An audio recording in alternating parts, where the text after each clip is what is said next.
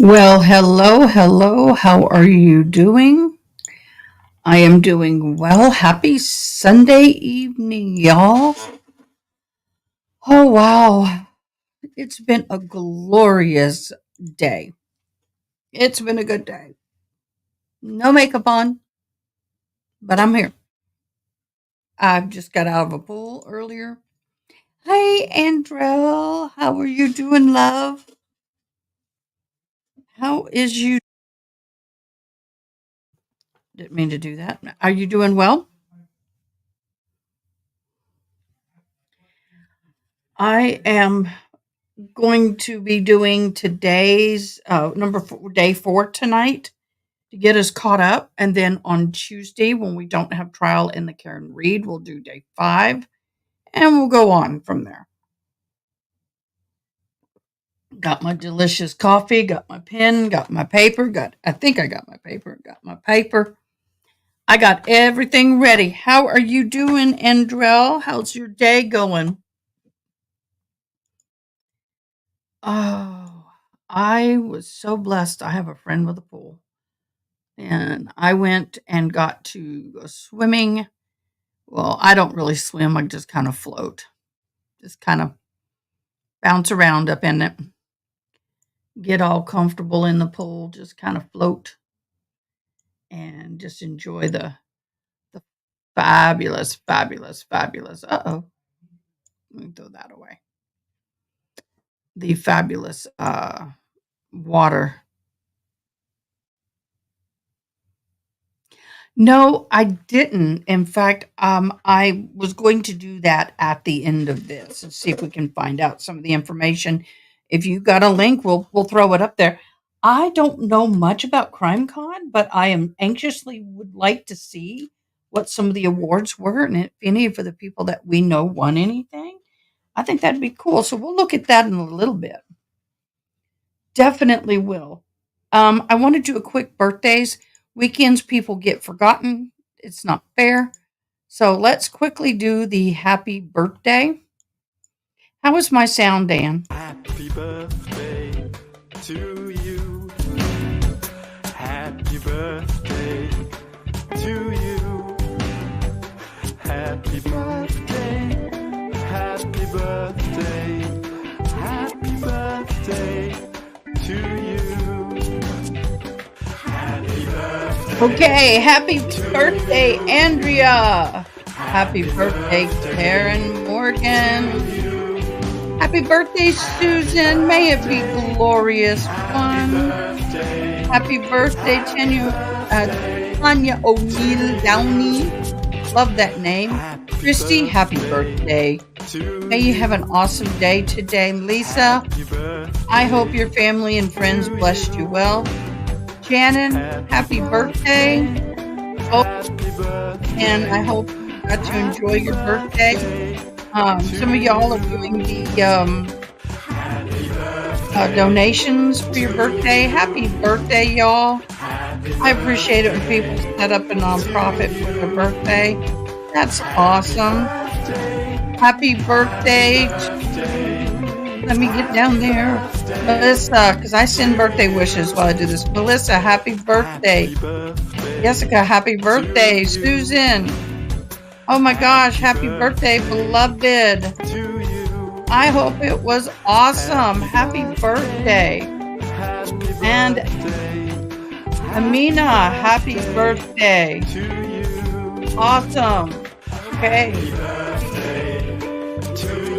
You guys rock. I hope you had a great weekend and a great birthday.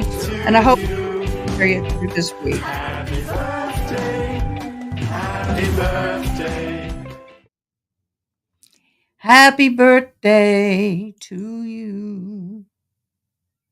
So, are y'all ready to get into court TV?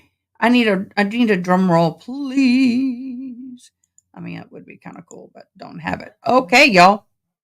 Let me get there. Let's get going. Let's see. They don't have any sound at the moment. I got everything ganged up. I really hope the sound is better today. She just put a recorder up there. What the heck?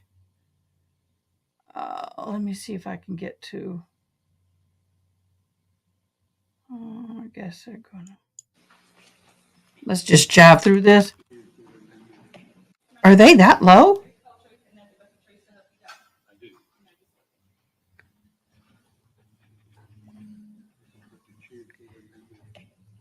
Oh, okay. He's not talking. That's the judge. Okay, y'all. I sure hope we have better audio. Okay, and were you asked to examine a tire related to this case? Yes. Okay. Before we get into that, can we go begin? Okay, Gold. Who is you? Okay, looks like we're ready to go. General, call your next witness.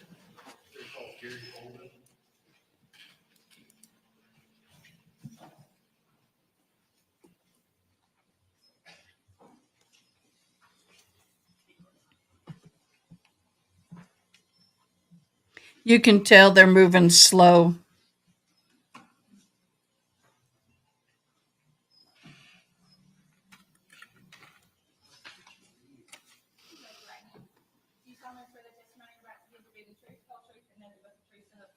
I do.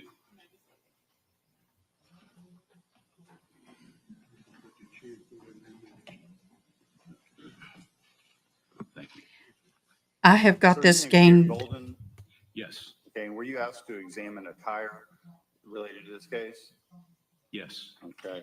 Before we get into that, can we go begin by you telling the jury your educational background? Yes. I received a Bachelor of Science degree in Civil Engineering in 1971 from the University of Akron. I got to get the name. Sorry, y'all. Got to get that name. Thank you. Sir, your name's Gary Golden. Yes. Okay, and were you asked to examine a tire related to this case? I think he said Goldman. Okay. Bolden. Before we get into that, can we go begin by you telling the jury your educational background? Yes. I received a Bachelor of Science degree in Civil Engineering in 1971 from the University of Akron. You've seen this already? How long a program was that? It's a 5-year program consisting of course, the educational material as well as on-the-job training. Okay. So is he forensic? Tell us about your career in the field of tire technology. Yes. I've been in the tire industry for about 43 years. I started back in 1970 with Goodyear Tire and Rubber Company as a Good quality evening, control engineer. Ronnie. I'm mailing your thing out this In that week. position, I was responsible for checking machine setups, material accuracy, and examining the finished product for defects. I became familiar with all of the operations in the manufacturing process of tires in that position. Okay, and after you left Goodyear, where did you go? Well, after I left Goodyear, I also had a couple other responsibilities Oh, sorry. with Goodyear. I was also a quality control engineer on the corporate staff. In that position, I was responsible for monitoring the quality programs in the various manufacturing plants around the country. I would escort our customers that would come in and they would want to monitor our quality systems in the various production plants. So I would accompany them and help them through that. And I would also process quality data that came in from the plants for upper management. Okay. After that, I was transferred to Kelly Springfield in Freeport, Illinois. Kelly Springfield. So is he giving his entire subsidiary life of Goodyear. history? And in that position, I was a quality control engineer in the plant. So I was responsible. I have watched a little bit of it. Taking care of all of the quality checks that were made in the plant. I also developed quality check systems for a new technology that was coming online, such as X-ray. We would sample tires and actually X-ray them. So I developed the standards for looking. I'm going to at those speed past X-rays to this. determine We don't need his whether a tire qualification. He's qualified. He wouldn't be there. Right? in Maryland. I was there for 13 injury or even death. Yes, sir. So then I went to the court. Oh, gee, gad. Deal with any quality issues that they assist the attorneys delving into the Tires that had encountered road hazards. Oh, absolutely, yes. Okay. 30 minutes of history. So in your position at Standard Testing Lab, were you asked to examine the tire in this case? Yes. Oh, excuse me, back up. I said that a little too early. Oh, Have you ever qualified as an expert in court and testified as an expert in tire technology? Yes. Do you know about how many times? no. In court, I would estimate, well, I've been retired now for over 10 years, so it's That's a long shocker. time ago. But I would estimate maybe 40 times in court, either federal court or state court in a number of states. I've testified in California, Alaska, Pennsylvania, Oh, Florida, gee, gad. New Jersey. Appreciate Ohio. you, dude, but what? Tender the witness for Dyer's defense. Yes, just a question or two. Oh, gosh.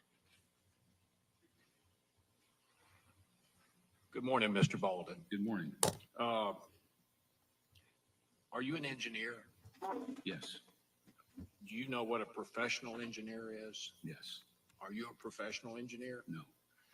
Could you explain the difference between a professional engineer and an engineer? Well, an engineer is anybody that has gone through engineering studies in a secondary education, college. A professional engineer is one that is actually certified by a state entity. Does it involve a rigorous accreditation for a professional engineer? There is an accreditation process. I'm not really familiar with it. Okay. You've not been through that accreditation? No, there really isn't an accreditation or a professional classification for tire engineers. But you're familiar with the term or the professional engineer or a PE? Yes, And that's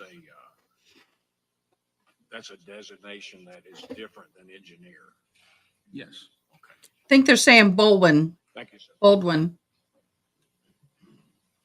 State. Thank you, Andriel. This is an expert for the purpose of giving opinion in the field of tire technology. Keep it up. That's all I have. No objection. The only ones that I want to pin are going to be the actual witnesses, direct, cross, redirect, My understanding is recross. Tire technology. The recesses, voir dires, and all that don't need to be pinned, but I still need them. Sir, I'm having the bailiff hand you a document on.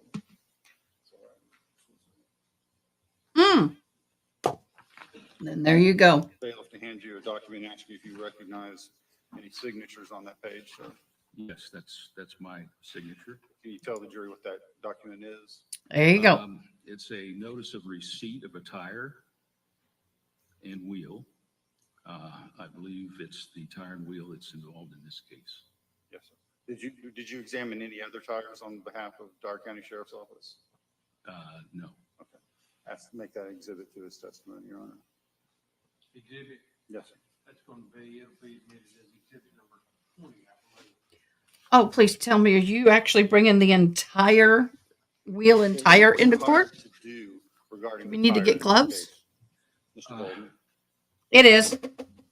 As with They had a the quick tire voir that dire. came to our facility, I was responsible for examining the tire, doing a completely non-destructive examination of the tire, and to establish why the tire failed. Okay.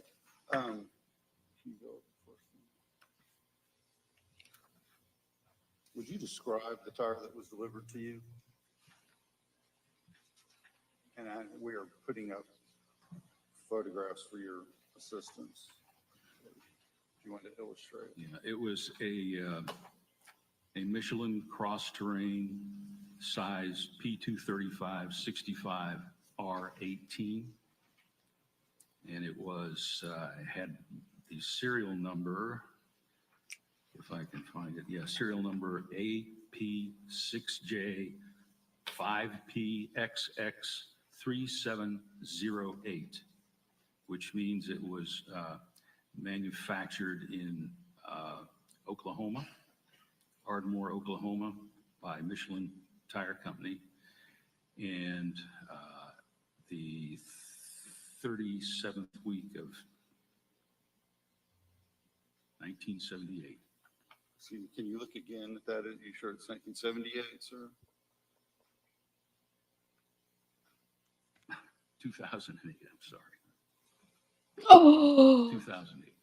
oh, Please that describe ain't for the jury good. your examination That ain't process good. of the tire. Okay. It's basically all non-destructive. I would take the tire under highlighting, examine all the surfaces, do a visual and tactile examination. Tactile by meaning I would run my hands over it, examine all the surfaces of the tire on the exterior and interior of the tire, and then look at any No spoilers. conditions in the tire that I would deem abnormal or unusual. Okay. Did you start with perhaps assigning or aligning the tire and then inspecting it from there? Yes.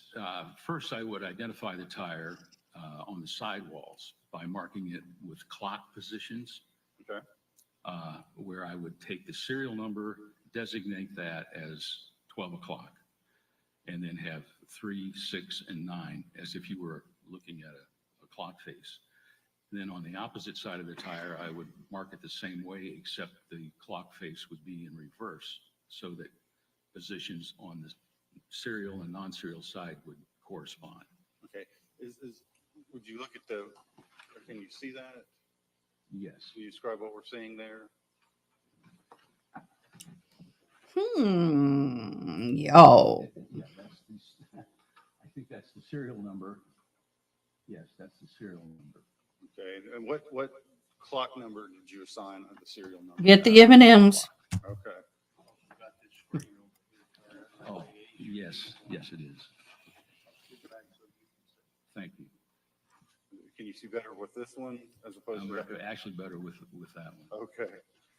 These old distances better. Okay. What did you examine the tread on this tire?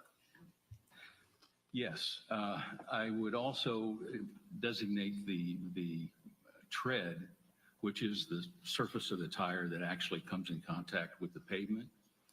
And in this, I think it was a 5-rib design. And what we're looking at right there is the shoulder. Oops, my report. Are y'all ready It's, for the Karen Reed trial tomorrow?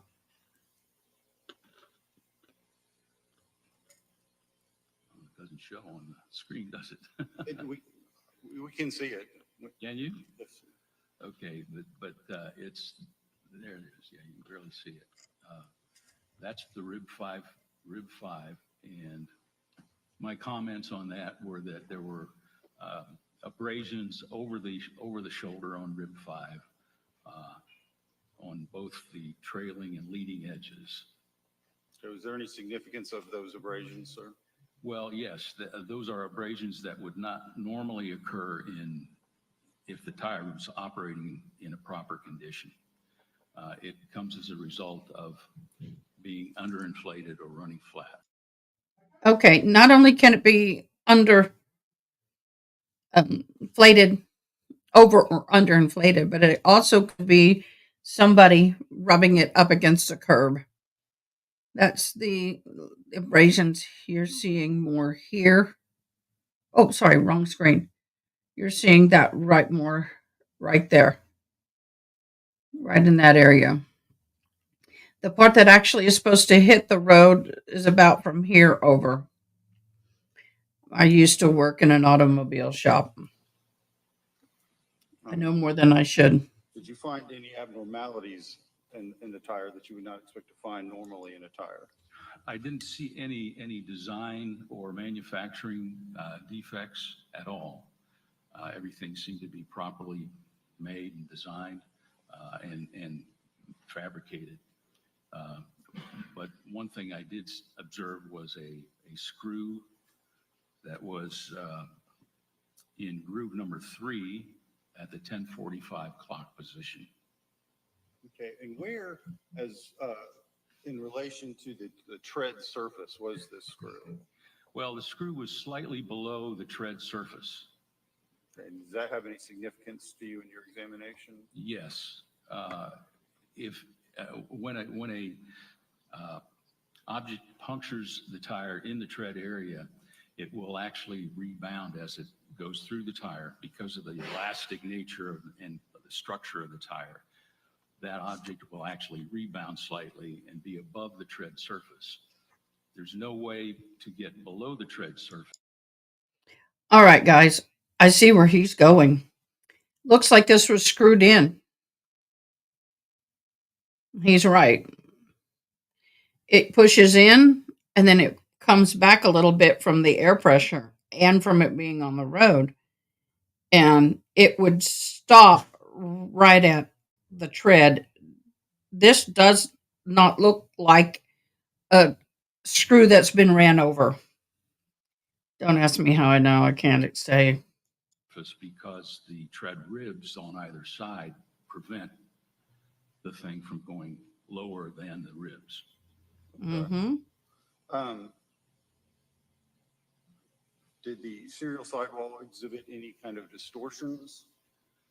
Yes, the serial sidewall, we have that picture. Oops, sorry. There. Okay, there, that is actually the bead area. You see a lot of rubber crumbs and abrasion near the bead and some heat discoloration, which is that kind of bluish color that you can see in the photograph. What does heat discoloration signify to you, if anything? Well, This is like a curb. It's a discoloration that's caused by high temperatures, which Mhm. would not normally occur in the tire. And Mm-mm. the way that occurs is either with friction or over deflection, which generates heat. And what is over deflection, sir? Over deflection is when a properly inflated tire, when it's mounted and loaded, will have just a slight bulge in the sidewall where it contacts the pavement. That's normal. But if the air pressure gets low, that bulge becomes more extreme. Wider. So instead of being Instead like of the this, tire being like this, collapse like it's more like and this. so you get more flexing in the Mhm. tire structure, and that flexing generates heat. And that Mhm. heat in turn causes the oils in the rubber compounds to come to the surface, Mhm. creating that bluish coloration. Yes, sir. Did you notice anything about the balance weight impressions with this tire? Let's see. There were, I think, 2 balance weight impressions. Was there a wheel flange impression? Well, there were two balance weight impressions on the serial side bead at one at 230 and one at 245. Is that what we're seeing here, sir?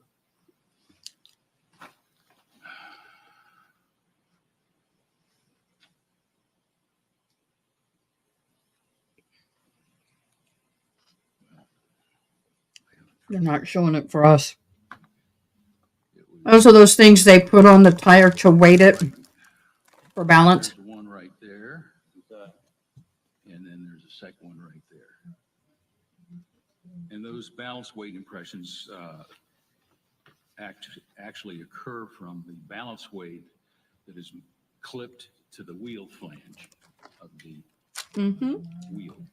Mm-hmm. And they press against, actually the tire is mounted on the wheel flange and presses against that clip, and it leaves an impression in the tire. Is that significant in this case? Well, not particularly, but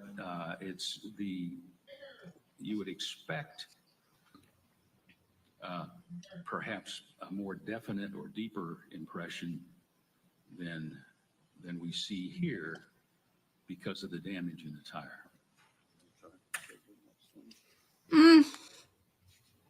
It also depends on how long that was there. Serial sidewalk Longer it's on, damage? the more impression. Yes, you can also see there are abrasions in the sidewall, but there's also the discoloration in the lower sidewall, right through there. Is that the bluish tint that we see? That is the bluish tint, and that also is generated from over deflection. The tire would not pop running because it can run on it like that for a while. Examine the inner casing of the tire. Yes, Okay, Ooh, any information? that ain't good. Now, definitely. that's where your poppage should happen. This is damage that occurred from running completely flat. In other words, all of the air pressure in the tire was gone. So This right here, sidewall, and that right there is bad. if you look at the bulge in the sidewall, it would actually collapse. Sorry. So That's the bad. surfaces are rubbing That's bad. together as it rolls through the contact patch on the pavement.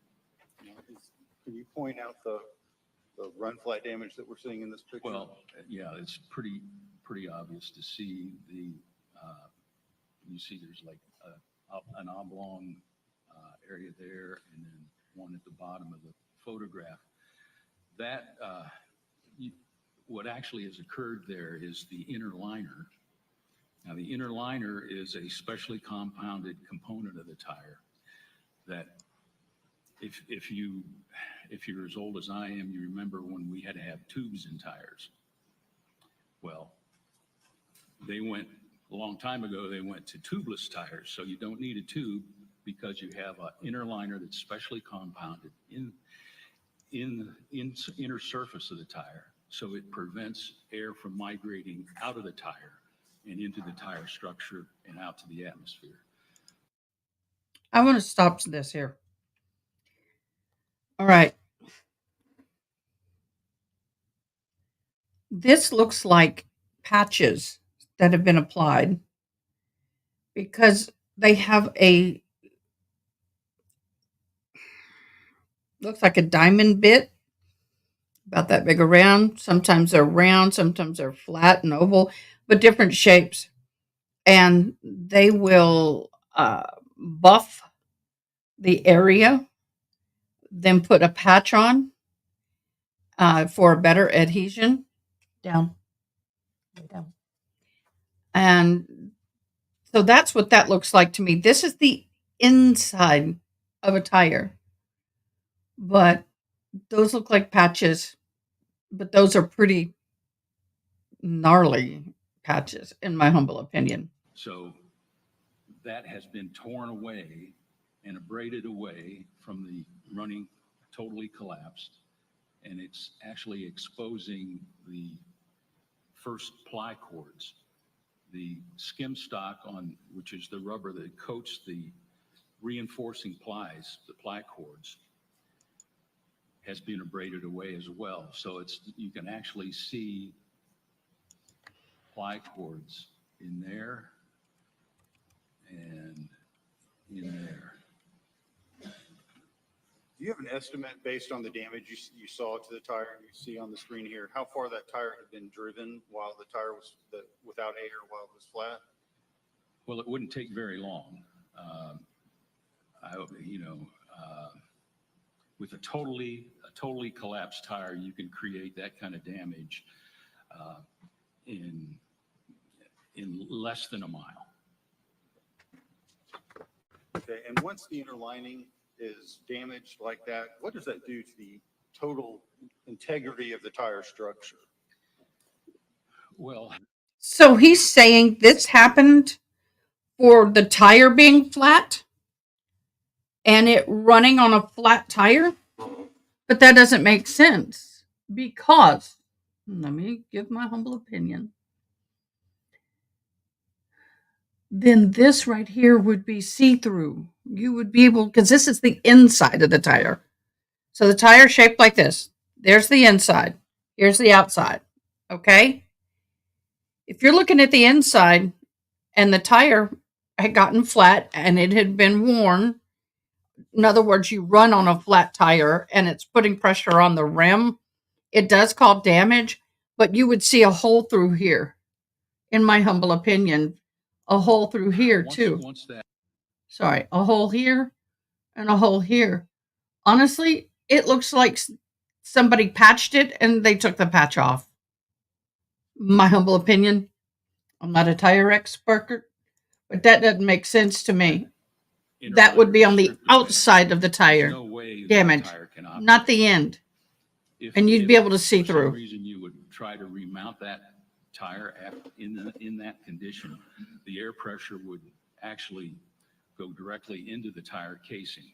The ply cords, which are polyester cables, acts as a conduit. That's the cables for right the there. air, the pressurized air, to get into the structure of the tire, and the tire would if you reinflated it, you would have multiple leaks because of small cuts and so forth that occurred in normal. I think operation of Discord the would tire. work quicker You would tonight. actually have air escaping. But if you want to text in me numerous anything places. personal, go for it.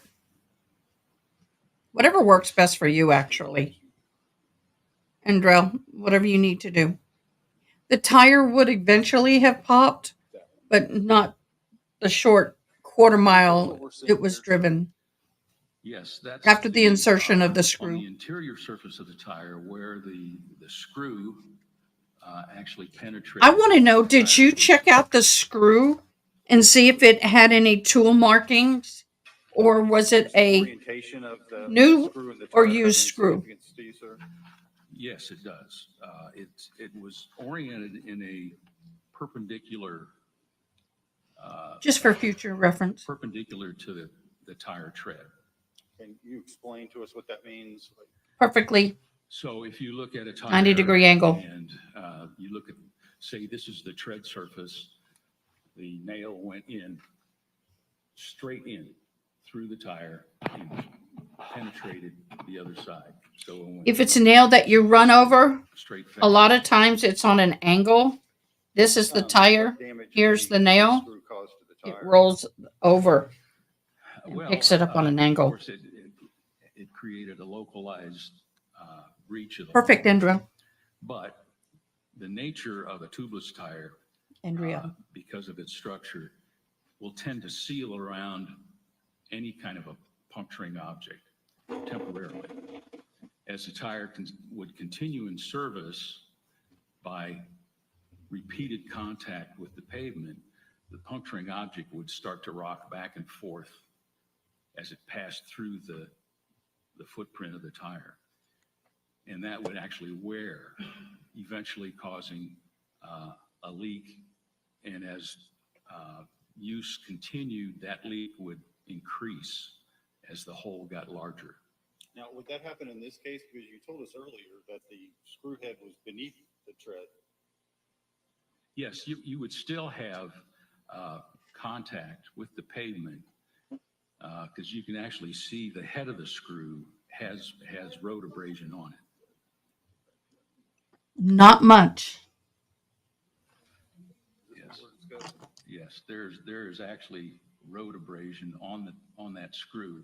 It's not extensive, but it's there, and you can actually see where it is actually chipped away a little bit of the edge of that adjacent But- rib.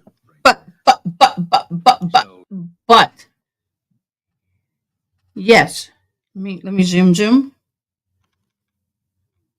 I don't know if it'll let me. I guess it's not. Okay. But see all these little pings? This here is the road damage. And if she had gone a long way on that, it would be a whole lot more. What I want to know is right here. See, all of this is black. If this was not a used screw, then there would be no tool marks on the inside of the screw. That right there looks like the point. Let's keep going. As it goes through the footprint, it will actually have slight movement. And I would say that let's see, at say 40 miles an hour, that screw would pass through the footprint of the tire 8 times per second. So it doesn't take very long for additional damage to occur. Okay, I was going to ask you that. Can you have any estimate from how far that tire had been driven with the screw in it based on the damage you see to the screw head? Yeah, I would say it was less than a mile, for sure. And after you did your physical examination of the tire and wheel, did you have some conclusions as to the damage the tire sustained? Yes.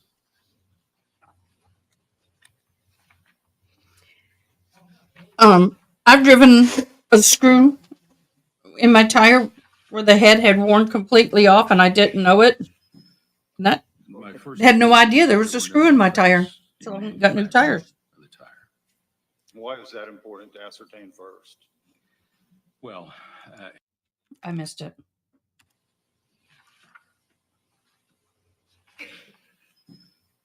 my first conclusion was that there were no defects in manufacturing of the tire.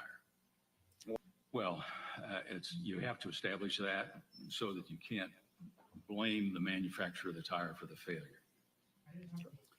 Did you have other conclusions? Yes. My second conclusion was that the tire actually didn't fail. It ran flat.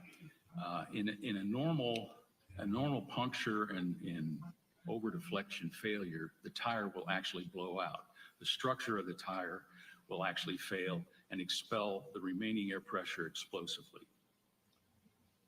Is that what That you would didn't call happen here. a blowout? Or- Yes, this would be commonly called a blowout. This didn't occur. And actually, I recently saw a photograph of the vehicle with showing the failed tire. I'm handing you a photograph which has previously been entered into evidence as State's Exhibit, part of State's Exhibit 1. Is this the photo you're referring to, sir? Yes. Okay, and what does that photo signify to you, or what does it tell you about the tire in service? Well, what happened was because of the complete collapse of the tire on itself, there was no air pressure left in it. So it actually unseated from the outside wheel flange. Can you, if you can demonstrate that to the jury as best you can? Yes, as you can see, it came loose from the wheel from the outside, which means that in the operation of the vehicle, the stresses that were exerted on the tire actually pulled the tire off the seating portion of the rim.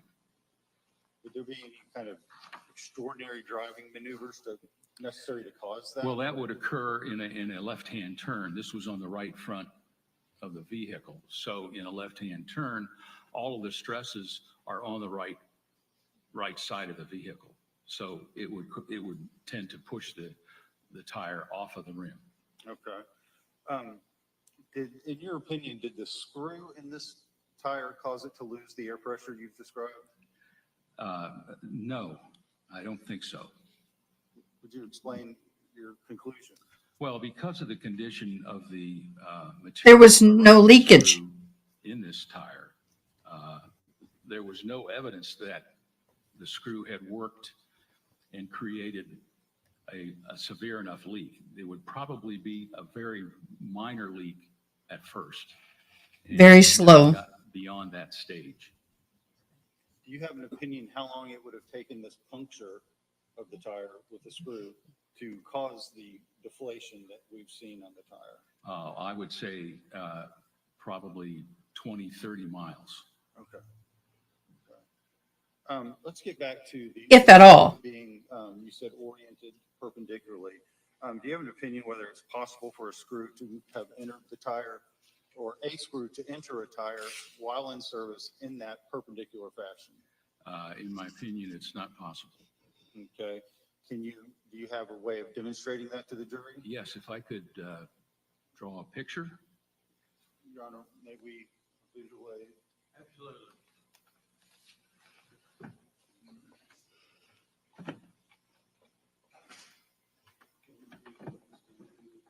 Beg pardon? Yes, yes. See, as I explained, your screw, if it's standing straight up, as the tire rolls on it, it punctures. It's going to not be at a straight. It's going to be on an angle. It's hard for me to do with my fist. I think his picture is going to be a good demonstration. But it is definitely not going to be perpendicular. If this is a tire, it would be more like this. And it would be like if my fingers are between the treads, the top of that screw, we'll pretend is this part of my pen, would stop at the tread. It would not go in between the tread unless it was the screw head was smaller than the tread. But even then, it wouldn't go all the way in because the treads is what's touching the ground, not between the tread. So it would stop at the surface of the tread. It wouldn't go any deeper. And it would be at an angle this way or that way, but a perfect perpendicular, that somebody put it in there. I agree. Let me puncture off of this so y'all can see. I don't know if you're going to be able to hear it. Turn it. Turn it. We want to see exhibits. I guess my years of working as an assistant mechanic pays off. I also used to do Bondo work. I did oil filter changes, belt changes.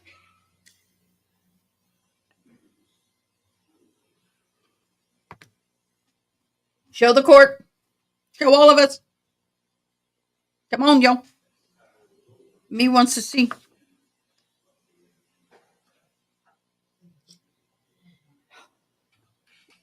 I wish they had a mic, a hand mic.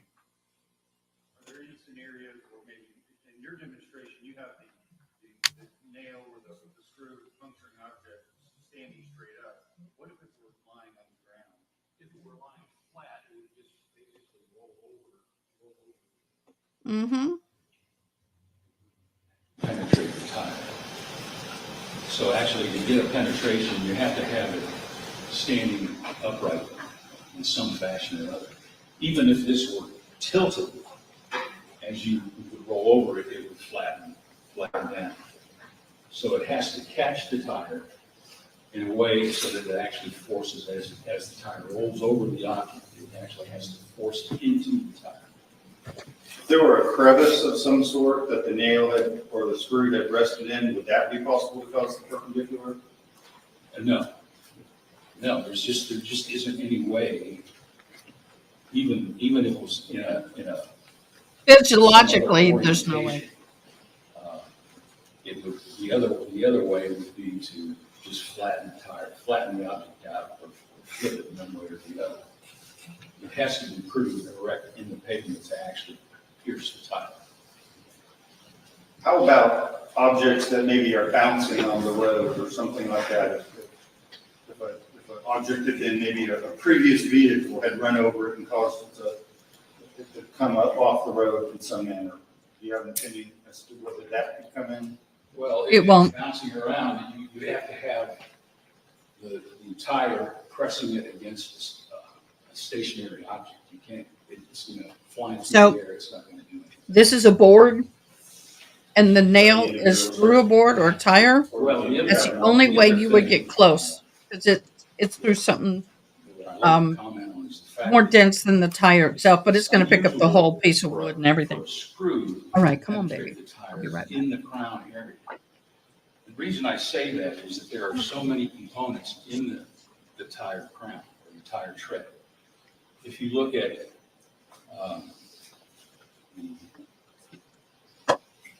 here, we have the picture of the Let's let the witness get back on the stand to make sure we're picking up everything there. sure.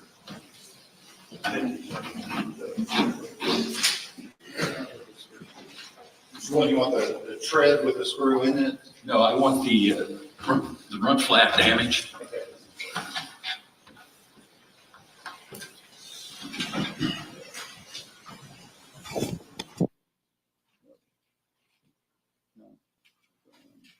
Which would be the interior. There.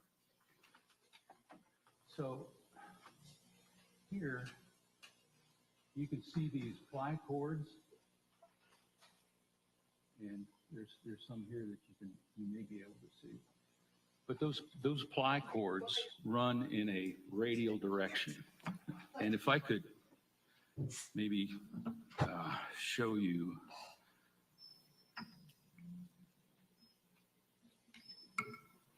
They run straight up the sidewall. In other words, my hands are the sidewall of the tire. So the cords, the ply cords would run straight up the sidewall and across and down the other sidewall. So you would have ply cables that are polyester cables that you can see that are exposed there. There are 2 layers of those in this tire, 2 layers of ply cables. Then in the tread area that's on the top, there are 2 layers of steel belts. And those are steel cables that are similar in appearance to the ply cables, but they're made of steel cables.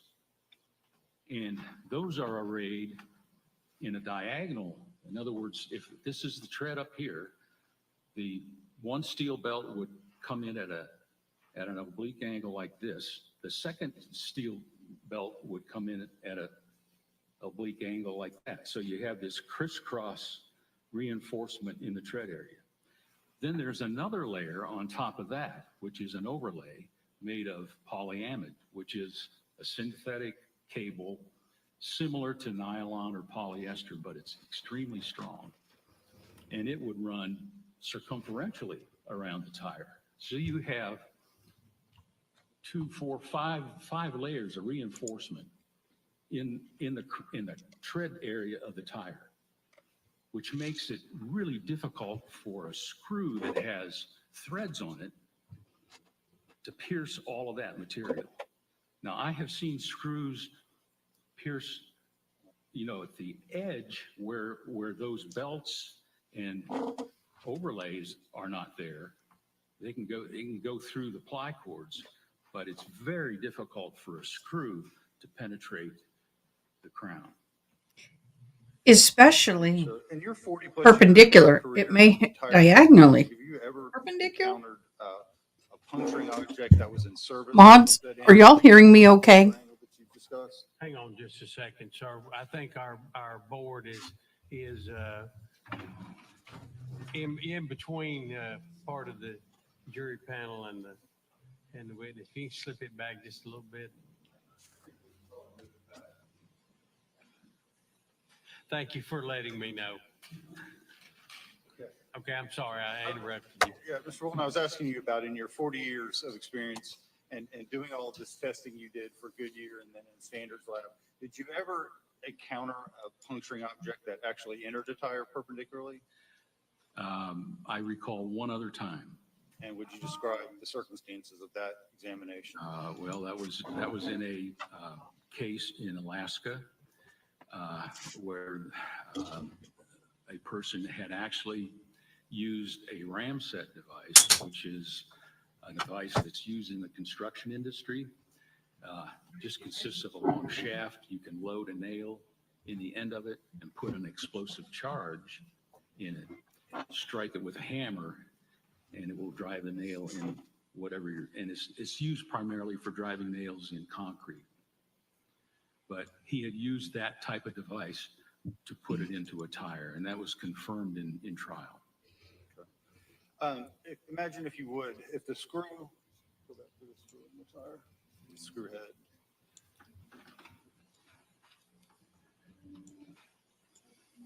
Okay, could you imagine a situation where a screw entered the tire in service like this, and the screw head was, as you described before, was forced above the tread surface, where it ran over an object, perhaps a pebble or a stone, that could have forced the screw head beneath the tread surface? Well, I wouldn't say it's impossible, but I would say extremely improbable. Is there any evidence of that in this examination? Well, no, because what would happen is, first you would have to have, all the stars align. You would have to have A nail, yes. A in such screw, way that it would much harder. land exactly on the top of that screw and not be too big, because if it bridged the beads or the ribs of the tread, it couldn't push it down below the tread surface. Secondly, if it were contacted in such a fashion and had the right size and configuration, there would be a witness mark on the screw, and there's no such evidence here. And there's no such evidence around the screw. I'm going to hop in here. One thing that they're not saying is speed and the amount of time that the screw is in contact with the gravel, with the rocks. Y'all, it's if they had stopped the vehicle and it rested on a rock that was smaller than the screw head, then the rock is probably not going to be dense enough. It probably would break the gravel to push it further. Screws are very hard. A nail, oh yeah, that's easier because it's just it's straight. It doesn't have any grooves or teeth to it. And when a screw goes into a tire, especially like this, it kind of, as it heats up, everything kind of closes in around the screw and it's really tight. You can't just pull a screw out of a tire without making a whole lot more damage. I used to use a power drill to unscrew the screws when we used to put patches on because I didn't want to damage the tire more. A nail you can pull or push through depending on the head of the nail. But with a screw, I unscrewed them. Big difference. Any contact with stones or anything of that nature. Yeah. So you have It's an too opinion clean. on how this particular screw was inserted into the tire you examined? It was screwed in as you would normally screw a tire in any material. Can you explain your conclusion to the jury, please? Well, yes. If you look at the interior surface, we have the interior view of the screw. That is true. It's screwed in. It's going to be a smoother. A puncture, Okay, you're going to see that ripping and tearing. The inner liner That's too clean. forms perfectly around the shank Yeah, of the screw. right there. It's too clean. If the screw were pushed in as if it were pushed in Lay service, open. as the screw would penetrate the tire structure, it would cause material to go with those, because of the threads in the screw. It would tear cause it up. Material that's displaced to come up and kind of mushroom out around the If you're going to puncture somebody's tire with a screw, use a hammer. Actually penetrated the tire. Pound it We're in. only seeing one side of the screw. Is it possible that there's this damage that you are describing on the other side of the screw? That was, it's uniform all the way around the shank, and it's difficult to photograph inside a tire all the way around the object because. Well, you could take this, unscrew it. Okay. Mr. Bowen, I'd like you to assume for a second that someone were to take a similar tire to the one you examined, and they used wooden blocks inside the tire to prop it up, so to speak, and then they hammered a screw into the tire. Would that be a real-life recreation of a tire in service? No. Would you explain why not? Well, when a tire is actually in service, it's inflated, and the typical inflation pressure on a tire like this would be 32, maybe 35 psi. So every square inch of that tire's interior surface has 35 pounds pushing out. Okay, and if you put wooden blocks in an uninflated tire, the tire, when the tire is inflated, all of the components in that tire, all the reinforcing, the plies, the belts, and so forth, they're all stressed uniformly. When it's uninflated, there's no stress on those reinforcing components.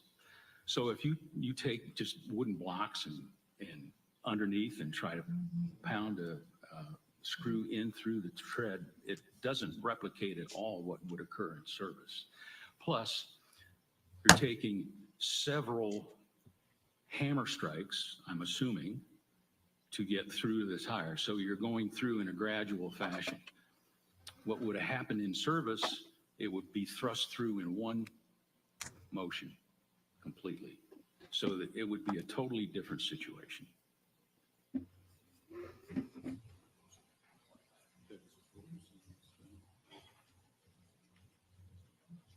Sorry, I had to put a new hearing aid battery in.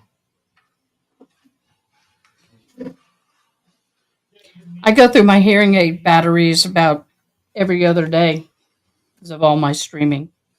Mr. Bowen, I'm having the veil hand you some photographs and ask you if you recognize them. Mods, can you tell me if my mic is hot?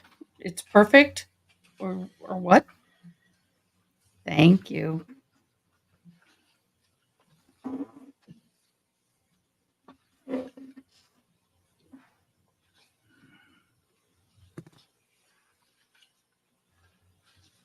Yes, those are. Excuse me, what'd you hand him?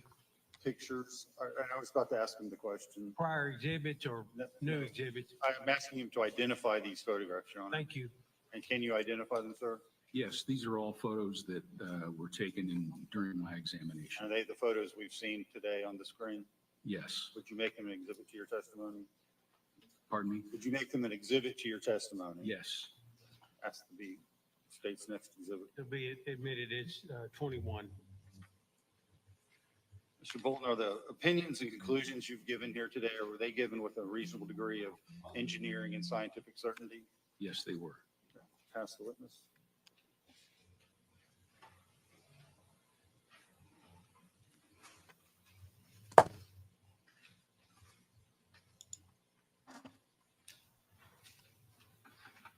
Yeah, I'm gonna say that.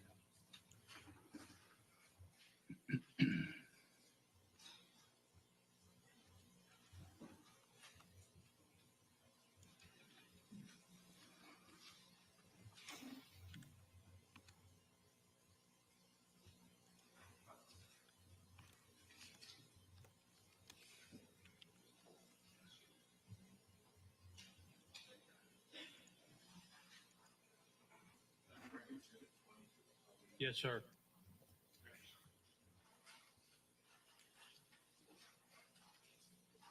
This is very negative for the defense. Now, I'm not saying the defendant put that in, but that tire, that Mr. screw Bowman, was can you- put in, and I would say the air was let out. Okay.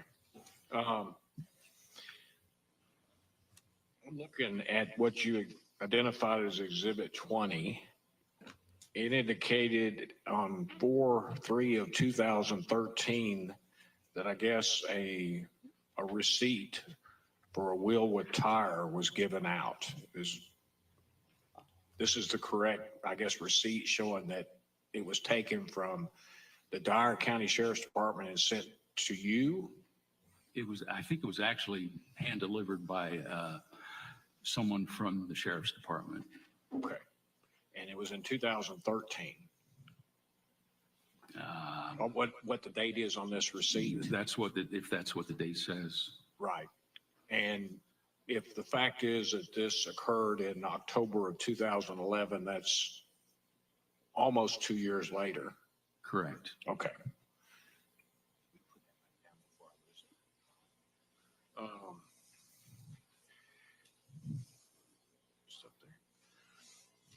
So somebody drove the tire up to you, or did you come pick it up It was delivered to our facility. through the mail? No, Okay. it was, I think, an employee of the sheriff's department actually drove up and hand delivered it. Okay. And so the condition of the tire is what you saw in that date in 2013. Correct. And if during the time it was taken, October the 30th of 2011, if the condition of the tire had been changed or affected, that would have just been something that occurred. You don't know what happened before you examined the tire, do you? That's correct. And if the fact is established that the car in question with this tire was towed or driven any distance at the time, that it could have some effect on the tread or the tubing of the tire. Not that far. If that were the case, but I have no knowledge of that. Right. But you don't know whether it was or not, do you? That is correct. You just know the condition in 2013 when you received it. Correct. And if the vehicle had been towed several miles to the Dyer County Sheriff's Department, and once it arrived there, if it had been moved or a distance in the parking lot during that year or so, those could be things that would affect the condition of the tire. Depending on how it was towed, it could. Or if it was, once it was towed and dropped, whether from the front or back, you don't know. If it was moved in the parking lot, those are things that could possibly affect the condition of the tire. It could. Yes. Okay.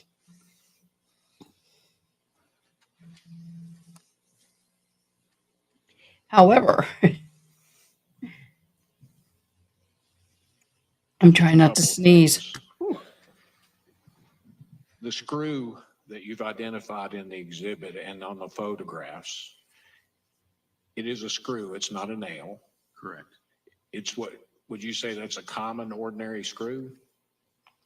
I would say fairly common, yes. It could be found just about anywhere. I would think so. There's nothing distinctive about that type of screw, is there? Not that I know of. Is there a certain size of the screw or make of the screw that you know of? Of this particular screw? Yes, sir. No, I don't. All right. Are there designations like that for screws? Well, usually, yeah, they're the length of the shaft and the type of thread that it is. Okay. Did you measure it? Did I measure it? Yes, sir. No, I did not. Okay. Now, if someone said, we saw the screw in the picture, if someone said the screw at the time that the car was found was sticking 1.5 inches or 2 inches out of the tread, would that be correct, or would that be consistent with what you saw when you examined the tire? I wouldn't think that'd be possible. I don't think the screw is that long. Okay. You're saying it would be impossible? Yes, for the screw to be in the tire as it is, yes, it would be impossible. Okay. So if some witness saw the screw sticking out 1.5 inches or 2 inches at the time the vehicle was taken, it's possible that if later what you saw is completely almost flat or below the tread, isn't it? Yes. It could indicate that it was changed or moved. Is that possible? I don't think so. But if the screw was observed as being 1.5 or 2 inches out of the tread when they took the tire or when they saw the tire, and what you saw is a lot different, isn't it? Well, the screw is, I would say the screw is only about an inch and a half or maybe 1 3/4 long to begin with. So if it was sticking out of the tire that much, it probably wouldn't even have reached the reinforcing materials in the crown of the tire. Okay. You're But if reaching. it was sticking 1.5 or 2 inches out of the tire at the time, would that, and what you examined so much different, could that indicate that it's been the moving or the transportation of the tire in the vehicle could have affected what you saw? No, You don't think so? this screw was screwed into the tire. It was not pushed through the tire. Okay. Can I ask, in your report, you had several conclusions.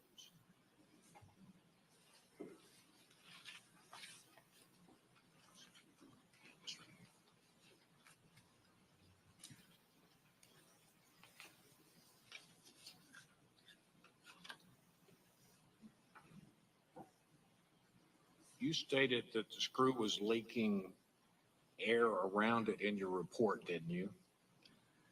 I said that I opined that the loss of air pressure was caused by the screw. But that is really inconsistent with the condition of the tire. Mm-hmm. Okay. Are you saying the screw was leaking air around it? Well, it probably was, but not very much. It was slight, if at all. Minimal How do you know the leakage. screw was leaking air around it? Like I say, it was, you can't determine that without actually pressurizing the tire.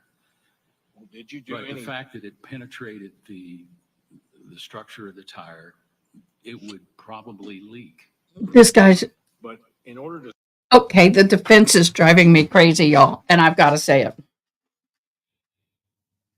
The screw is in the tire. Every time that tire rotates, pressure is put on that screw, a little of air can be leaked. Okay? And some people will have a nail in their tire. I'm going to do this, it's better quality. Some people may have a screw in their tire and have it in there for quite some time, and the leakage is very minimal. Those have sensors may or may not go off at the beginning. But then all of a sudden, you park your car in a way that it puts a certain amount of pressure on that screw, and then your tire goes flat. That's kind of what he's saying right here. But the tire was 100% void of air, which means that screw could not have caused that. It would be a very slow, gentle leak. What I'm thinking as a juror, who let the air out of the tire? That's my humble opinion. support that conclusion, did you do any air pressure testing to confirm air leakage to support your conclusions? No, it really wasn't possible to establish that. Correct. So you didn't do any air pressure testing? No, I did not. Not possible.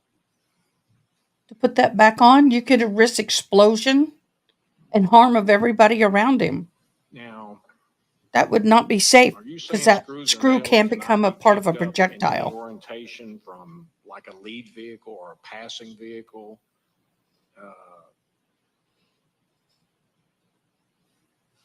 And affect the tire in this manner? Well, they could kick objects up on the pavement, but unless they're aligned in a specific fashion, they can't pierce the tire. So are you saying that it could be kicked up by a passing or lead vehicle in relation to this vehicle and either puncture in any way the tire? Well, those sorts of things can happen, But in this case, that's not what happened. Okay. And that's your opinion.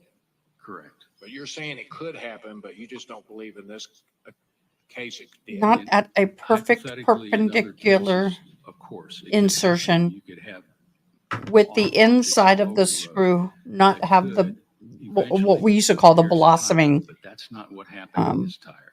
The screw was from the turned screw in. being punctured. It would But a have lead a vehicle or passive torn vehicle could kick up a inner. screw or nail and puncture a tire. Nails are different beast. That's possible. Nails are not the And same as a screw. let me ask a couple of other things. Regarding 4A in your report, which is apparent for several reasons the screw has been manually inserted in the tire. The reasons for reaching this conclusion are as follows. The screw is oriented perpendicular to the crown of the tire. Does the Do screw you have have tool any marks? references that validate that conclusion? Which conclusion was that? 4A? 4A? Yes, sir. On page 5. He's already given it to you, y'all. The conclusion that a penetrating object will only puncture the tire at an oblique angle in service. That's correct. Do you have any references to support that? No specific references. It's just I rely on my experience and expertise. Are there references for such things? For Periodicals and research? I'm not aware of any periodical that addresses that issue. Okay. Are there research materials and published things in this line of your experience? The only study that I'm aware of was conducted by Brian Quiser at Firestone Bridgestone. And he did some various types of nails that were run over, but the particular orientation of how they penetrated the tires was, I'm not aware that was addressed at all. Did you look? I asked him. Did you look at any other possible source? No. Okay. And there are studies in this about tires, aren't there? Our studies about tires? Are there studies about different things that affect tires? Absolutely, yes. All right. But you didn't consult any of them? No. Now, I only saw one photo of the screw through the tire inner liner in your report. Is that correct? That's correct. Did you take any more than that single photo to No. support your conclusion? No. Now in 4C, which is on page 5, 4C of your report, it says, let me read it. When a tire is punctured in service, the puncturing object is pushed through the tire, resulting in localized tearing or broaching of the liner at the point of penetration. Mm-hmm. It's a long paragraph. No such damage has occurred where the screw passed through the inner liner in this tire. Instead, the material surrounding the screw inside the tire conforms perfectly Tire. to the screw shank. You stated this could my be vote. achieved only by twisting the screw into the tire as one would normally It's do. too clean of an insertion to be a puncture. Is that- And it's below the tread line. That's you talking about the back side of the screw in 4C. Your photos, can you see the back side of the screw? In Yes. the photos, as I think I explained earlier, it would be really not possible to photograph that side because it was so close to the sidewall. But you did take 2 photographs supporting of the screw penetrating the inner liner, didn't you?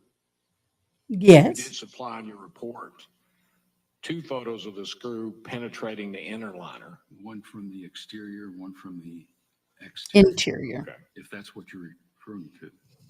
But on 4C, there's only one picture. Is that correct? Well, there's only one picture that Dude. depicts that, yes. Dude. This is a lost cause for you, dude. I guess gravel, let me make sure. If there's a paved road with gravel on it, could that affect It eat up the head of the screw, but penetrating it's not going to affect. object or the rotation of how the screw went into the tire? Nope. I'm not sure I understand your question. Are you saying that this occurred on pavement or a rocky Doesn't matter. gravel road?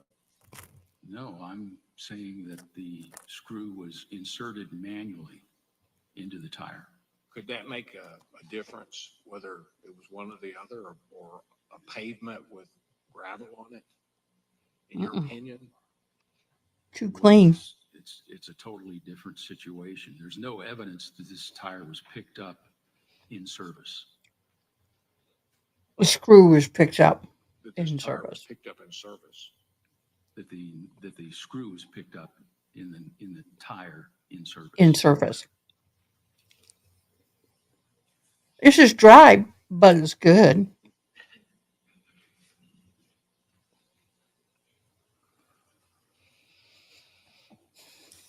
Let me make sure. There is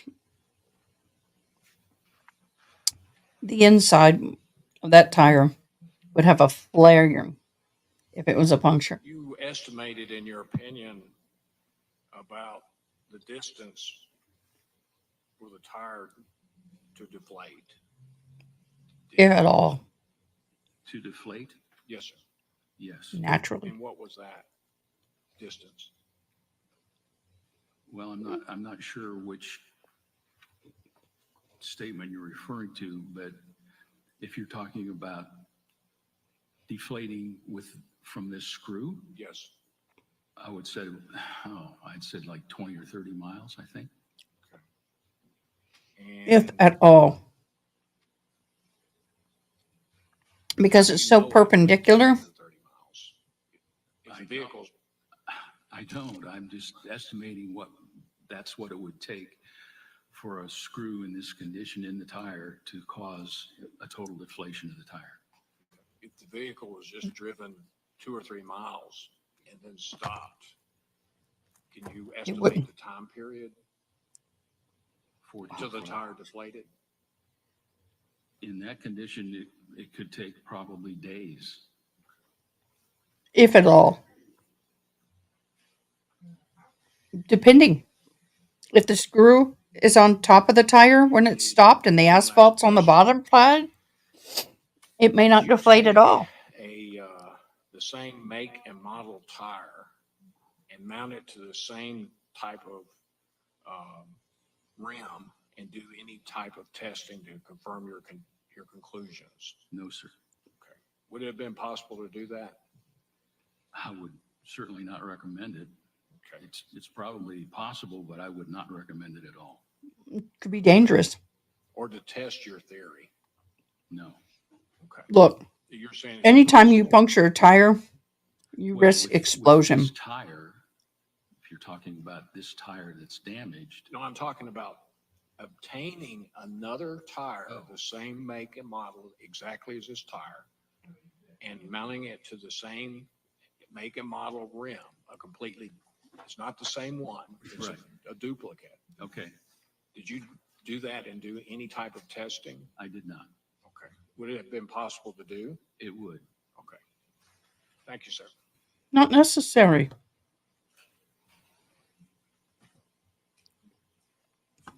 I didn't write anything down on that. You mentioned research in this area. Have you ever participated in research that was published? Yes. Can you tell us about it? Oh, gee, gods. Well, I've written several articles that were published in industry journals having to do with rim grooving, uh, interface tearing, impact damage. Who reads those journals? Not many people. Can you buy them at your local bookstore? No, it would be circulated throughout the industry. Okay, and that means the tire industry? Correct. Okay, let's go back to the scenario where the witness said that he thought that the screw was sticking out an inch or an inch and a half from the tire. If this particular screw at some point had only been inserted enough that we still have, say, an inch or an inch and a half remaining out, and it were in service, the tire was rolling, describe what you would expect to happen to that screw. I would expect the screw to be ejected from the tire. Okay. And you were talking about this screw and the amount of air leakage it had. If someone were in a hurry to deflate this tire, is there another way that that tire could be deflated rapidly other than the screw? Oh, yeah. Certainly, just use the tire valve that's on the rim. Okay, thank you, sir. You can use the tip of the screw to deflate the tire. And you just put in the tire. I don't know, guys.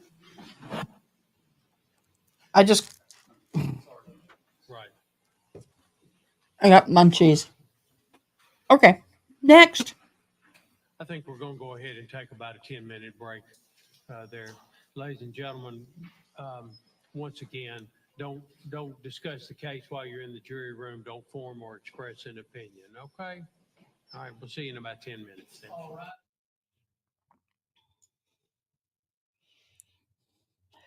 Okay, y'all, what do you think?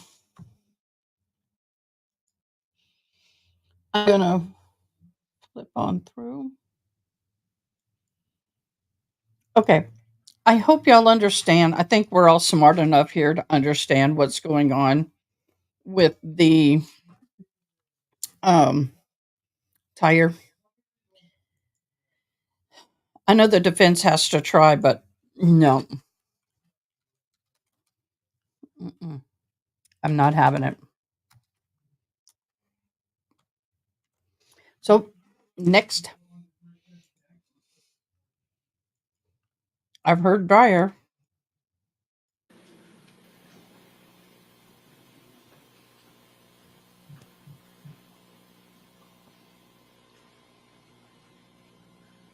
All right, let's be seated. You faked me out over there now. All right, stay ready to call next witness. Jason Creasy.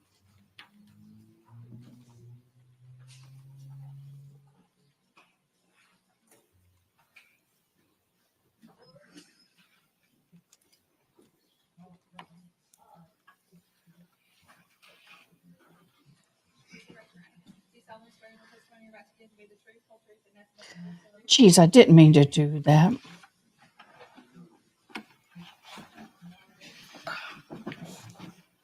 Good morning, Mr. Creasy. Would you state your full name, please? Jason Robert Creasy, How do you spell your last name? Creasy.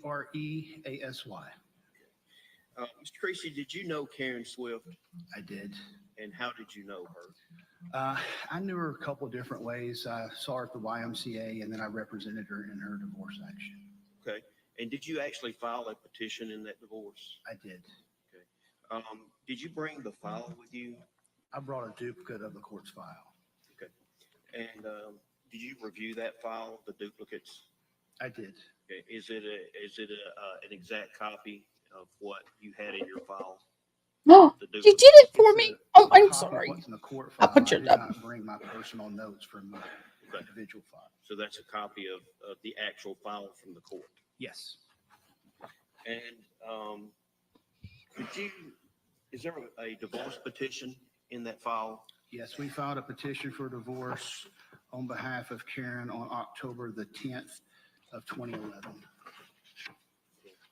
And do you actually have that document there? I do. Would you refer to that document, please? Would you look at page 2 of the divorce petition? And would you go to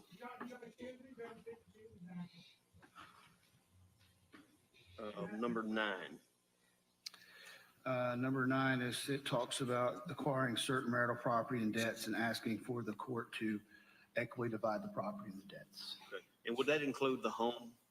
Yes, as I understood from talking to Karen, I reviewed my notes as well in preparation for today. There was approximately $50,000 of equity in the house, and so we were asking for her to get half of that, have the house sold, and for her to have half the equity. Okay. And were you asking that the debt be paid, any of the debt be paid by the defendant?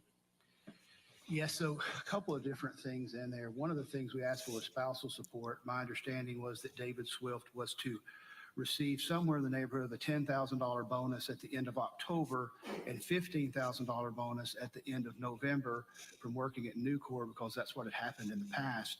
We asked for all of the delinquent house payments to be caught up, and then for Karen to receive half of that amount so that she would have enough funding to get her individual place. Okay. And did she also ask for child support? She did. We calculate child support according to the Tennessee Child Support Guidelines. There's a calculator based up, I think we had Mr. Swift's income at $8,500 a month, which would be $102,000 a year.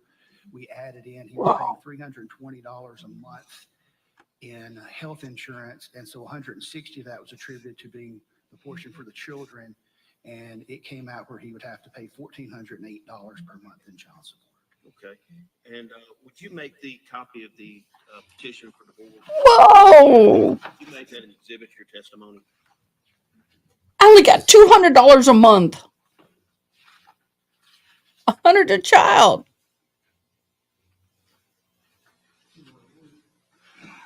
We're gonna mark them as collective. Yes, sir. Okay. Wow. Be 22. Be admitted as 22. What did he do again for a living? As a part of the divorce filings, did you also prepare a temporary and permanent parenting plan? Yes, I actually labeled it as temporary and permanent parenting plan, so I didn't have to file two separate orders, and it was proposed.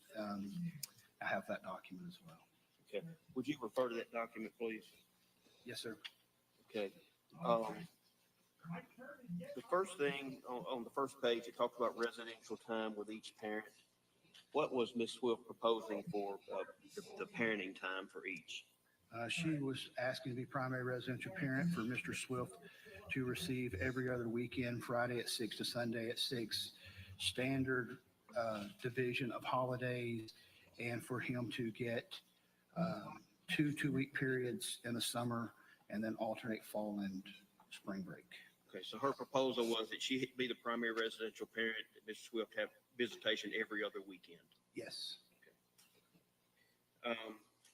As a part of the parenting plan, you talk about calculating child support. How is that done?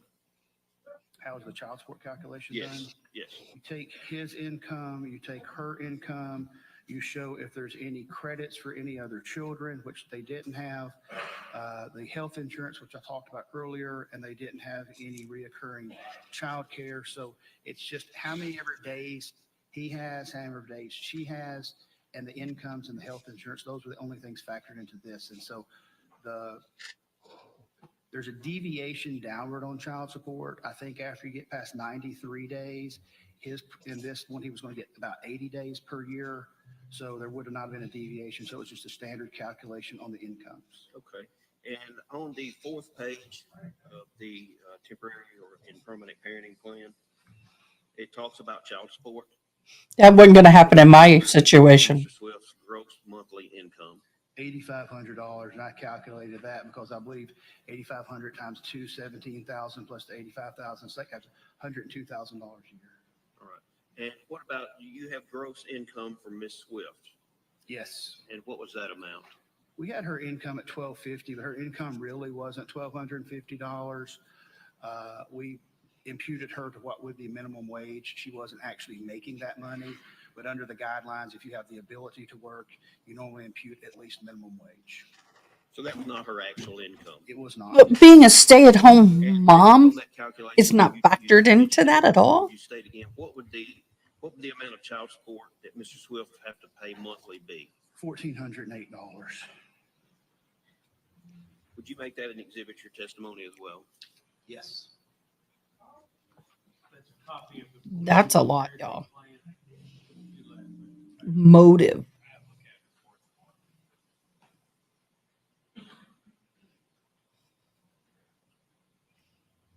Wow. I would have been happy at $500 a month.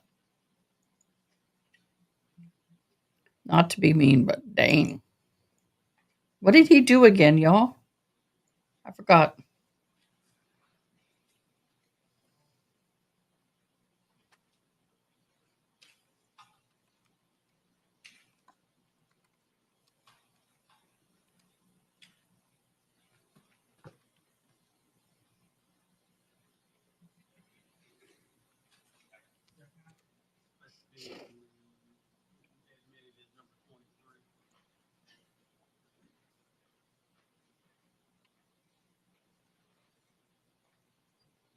Okay, Mr. Creasy, you stated earlier that you actually filed the divorce on October 10th of 2011. Is that correct? That's correct. Is there a certain time that a person or the defendant has to file an answer to a divorce? They have 30 days from the date they were served. What we actually did in this case was, my recollection is that Karen had all the documents prepared. I think she was leaving a copy, unfiled copy, I think, with Mr. Swift, and then he could come accept service at my office. So the date that I actually filed this is the same date that Mr. Swift came into my office and accepted service. Okay, so he would have had 30 days from October 10th to file that answer? Correct. And did he ever file an answer? He didn't file an answer on November the 3rd, 4 days or so after Karen went missing. Tim Nafee, attorney from Lake County, Tennessee, filed a notice of appearance on his behalf, but didn't file an actual answer. Okay. Was an answer ever filed? Not to my recollection. Okay. And what happens typically if an answer is not filed? A person can file what's called a motion for default judgment. It means that no one has responded. You have to send notice out to that person. In this particular incident, I would have to send that to Mr. Nafee since he was counsel of record. And then he would have had to either file an answer or we would go to court and be granted a default judgment. Okay. So you didn't actually get a notice of appearance from an attorney until after Karen Swift was missing? That's correct. So Mr. Nafee signed his notice of appearance on November the 1st to put it in the mail to me, but then he didn't actually file it until November the 3rd, and I wouldn't have gotten it until November 3rd or 4th. Okay. Did you actually attend the Halloween party on October 29th of 2011? I did. I don't remember how many people hosted that party. There were several couples that hosted that party. I was one of the people that hosted that party. Okay. Did you see Miss Swift at the party? I did. Did you talk to her? I did. Did she make any statements about speaking with David that night? Yes. What were those? She said that before she left, that Mr. Swift asked her not to go to the party and to go to dinner with her. And she said, "No, David, it's over." Your Honor, I'll pass the witness.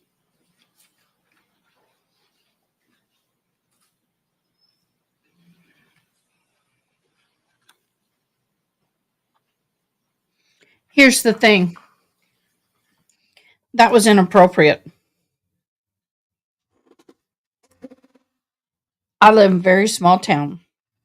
I attend events, and if I saw my divorce attorney at an event, we would be cordial, but to discuss or comment anything on the case would be inappropriate. That was a no-no. Mr. My humble Creasy, let opinion. me ask you a few questions. Andriella, The And- petition for Andriella, can you- divorce, do the cross. you prepared Please. that and filed it. writing. I'm sorry, I didn't understand that. Did you prepare the petition and file it? Yes. In the information that you obtained about financials, did you obtain all that from Karen Swift solely? That's correct. Did you obtain any bank records or checking account information from her, or just basically what she told you? She told me what his income was. She told me what her income was. And anybody that does very much divorce practice knows that when you file your original proposal, you're estimating, you have to present proof when the case goes to trial. So during the discovery process, This was that you would have a estimated. divorce action, we would have obtained tax returns and W-2s. So at that point in time, I had not received those. I was just going off what she told me. Okay. Solely off what she told you at that time. Correct. Whether it was correct or incorrect, you didn't know until you got the financial information. That's correct.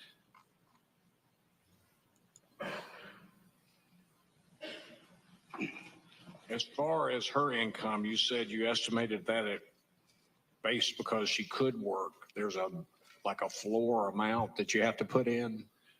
Well, most judges will at least put minimum wage. And so I If you're think not at the on time, disability. minimum wage calculated out to be somewhere in the neighborhood of $12.50 or $12.57 per month. Okay. And did you receive information that she was doing landscaping, fitness training, babysitting? Any more information that she had any job or income? I knew that she was doing some fitness training at the YMCA. I knew she did some landscaping. What was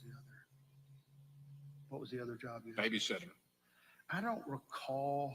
I'm not saying she didn't tell me something about babysitting. I just don't recall that. Why don't you recall it?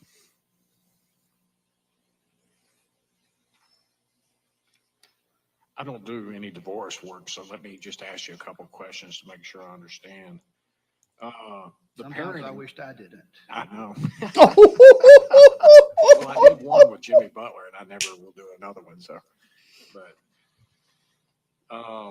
the parenting plan, that's a document that you came up and talked with her about, and you filled in the blanks about the time. This guy was good. The amounts. Yes, it's a proposal. So when you file a divorce action that has minor children, you're supposed to file a proposed parenting plan. That's just what we're saying that we're asking the court to do. When Mr. Swift would have filed an answer, he would have filed his proposal. His proposal could be different. And then you go through your mediation process and you either reach an agreement on a plan or you go to court and the judge makes the determination as to what that is. And you're saying Mr. Swift did obtain an attorney. He eventually obtained an attorney. He obtained an attorney after Karen went missing. But you were notified by Mr. Nafee, I guess, before the end of 30 days that he had the intent to represent Mr. Swift, weren't you? That's true, yes. Yeah. And from what I understand about my limited knowledge of civil and divorce work, if you file a complaint, sometimes lawyers will contact the other lawyer and say, can I have a little bit of time? I'm going to file my notice of appearance. That normally happens, and they ask for an extension of to reply. Why don't you ask? Did they ask for an extension? Does happen. That's not what happened here. But you did talk to Mr. Nafee, the attorney, Mr. Nafee. Talk to Mr. Nafee. If you want me to tell you, I'll tell you what I told Mr. Nafee. You didn't agree? My client was missing. Oh, I'm talking about at the time that you were notified by Mr. Nafee. That was after she was missing. All right. He filed the notice of appearance on November the 3rd. He put it in the mail to me on November 1st.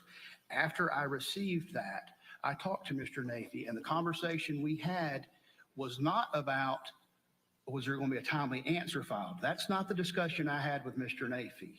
But the 30-day period, when did it end? It would have ended on, I guess technically November the 9th, since there's 31 days in October. But in civil law, if something's postmarked, is that the date you go from?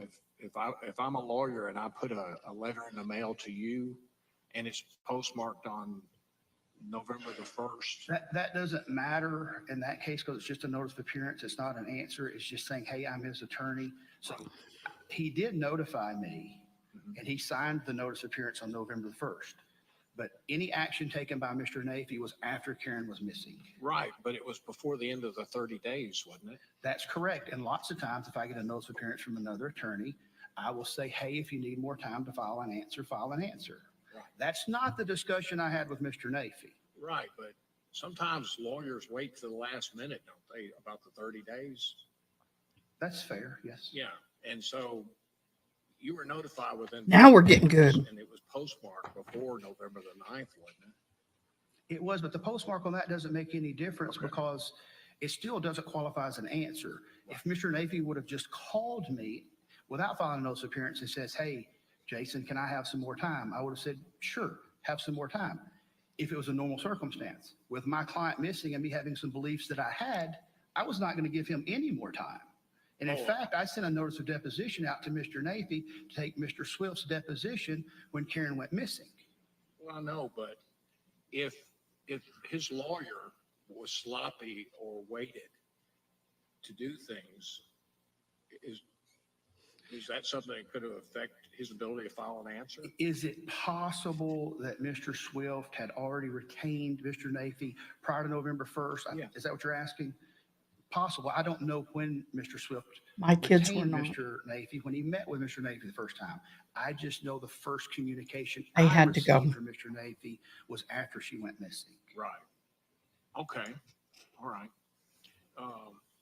Did you have any other relationship with her? You didn't file a motion for default? I did not file a motion for default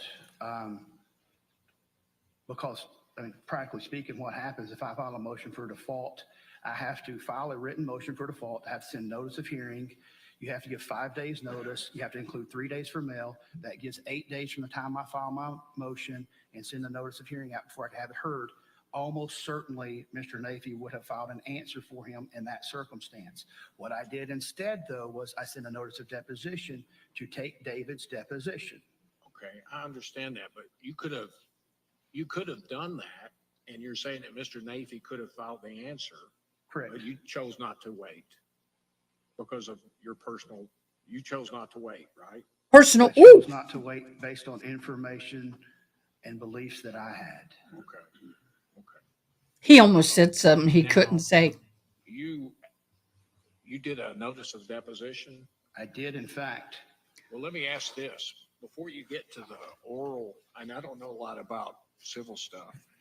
Before you do depositions, don't you do requests for admissions, which are like papers you civil lawyers fill out and ask questions and interrogatories and send out before? I don't you know file a anything, but I'm going to tell deposition? you what I Isn't that how know. it's normally done?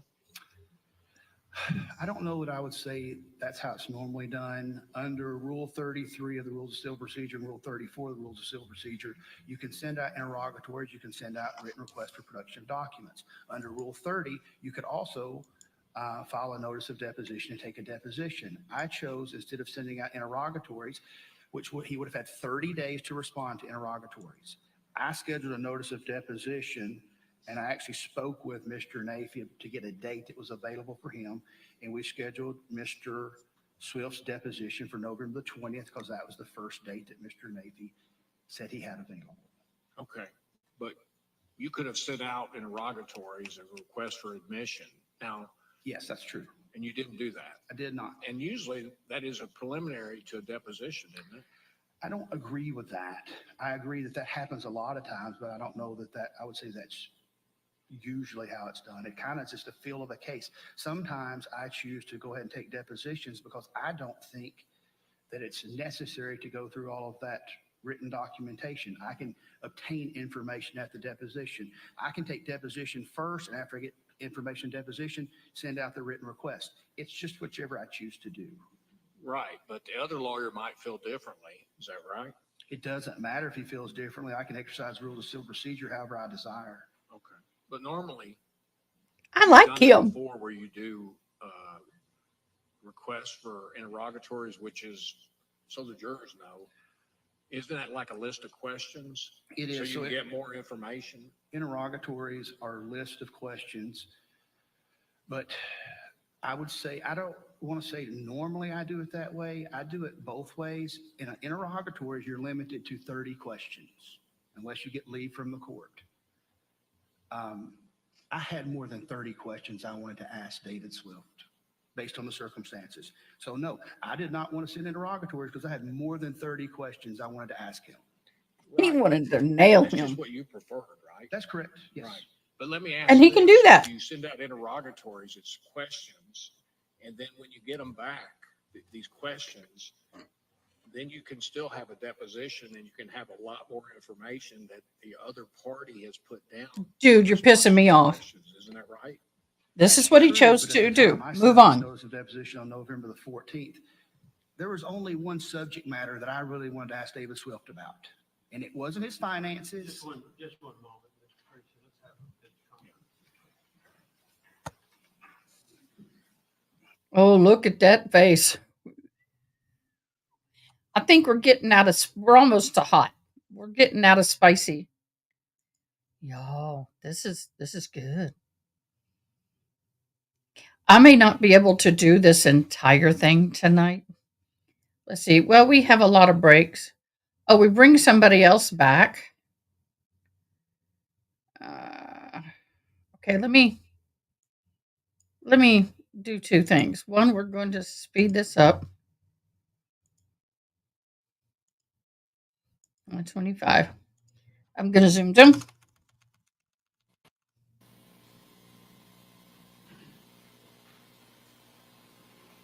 Is that it?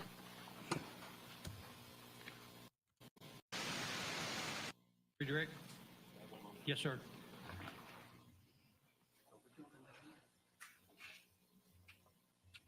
That lawyer is full of venom. Wow.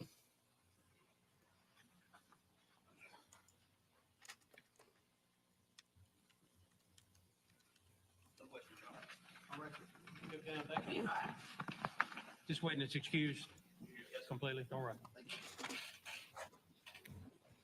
Oh, next witness? Terry Harris. I gotta get used to doing this.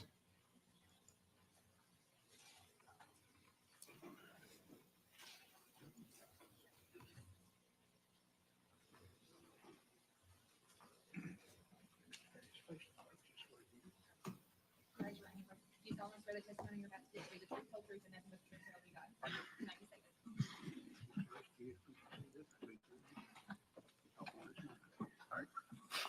Good morning. Good morning. Would you state your name, please? Terry Harris. Mr. Harris, do you know David Swift? I do. And did you know Karen Swift? I did. How did you know them? They live down the road about 4 houses. Okay. Did they ever come to your house or did you ever talk to them? We talked, but they came to my house on Thursday evening before Halloween. Okay. Do you know if they were having a bonfire?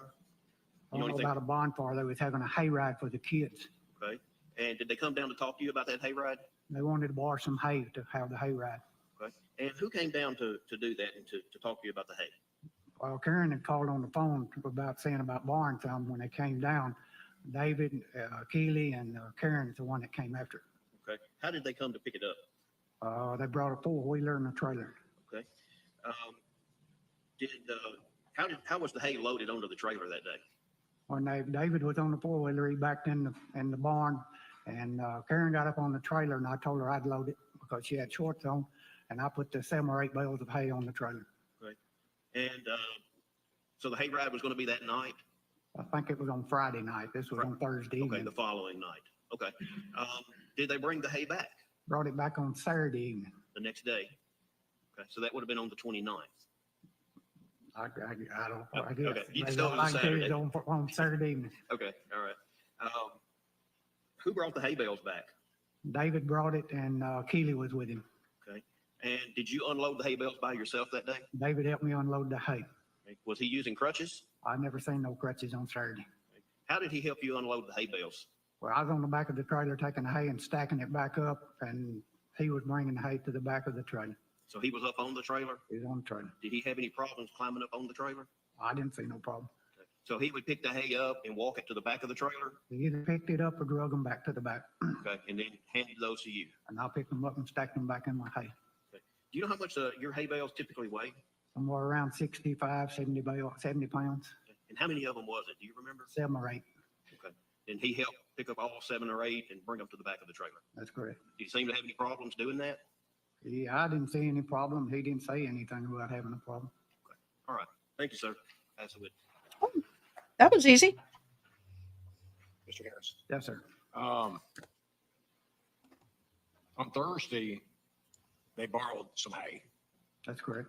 and Karen Swift came over to pick it up. Karen and David and Right. Keely came to pick the hay up. Okay. And when they came to pick it up, you got informed that David had a bad knee. Karen said that she would help me load the hay because he had a reoccurrence of an old knee injury. Okay. And then the hay got loaded on the trailer. I put the hay on the trailer. Okay. And then did you go to the party? No, Okay. Now, you live on the same road as the Swifts. You did. that's correct. And you live down on the end towards the Mill Springs where it comes out. Down towards what? Where does which end of the road do you live on then? I live about the middle of the road. They live the first house on the left, and then I live 4 houses down, Going past them. going past them. Okay. On Saturday, the hay got brought back, That's correct. and David and his daughter were there, That's correct. and he helped you unload the trailer. That's correct. You don't know whether he scooted or picked up the bales, do you? I don't remember. But he helped in the way he could to get the bales off. That's correct. And when you were interviewed, did you tell law enforcement the bales were 50 or 60 pounds? I don't know that they asked me what the weight was. Okay. That was back in 2018, I guess, when they talked to you? Could have. Okay. So you don't know whether they asked you or not? No. Okay. That's a lot different than 125 or 130 pounds, isn't it? The weight. 65 or 70 is lighter than 120. Thanks for making that clear. This guy was good. Mr. Harris, you're excused, sir. Thank Thank you. Yes, sir. Gosh, that's easy. Kim Price. Kim Price.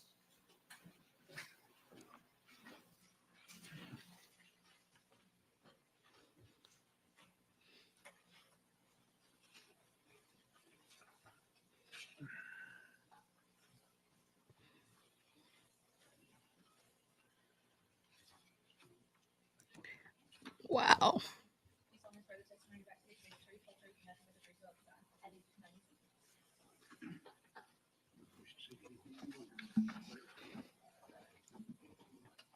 Good morning, ma'am. Good morning. Would you state your name, please? My name is Kimberly Price. And Ms. Price, do you know David Swift? No, I do not. Okay. Did you know him prior to October 29th of 2011? No, sir. Do you remember talking to him on that day? I do. Where were you? At the skating rink in Dyersburg. You didn't know? What Mr. date Swift? was that? No, sir. I'm How sorry, did you y'all. end up having a conversation with him? I got to go back.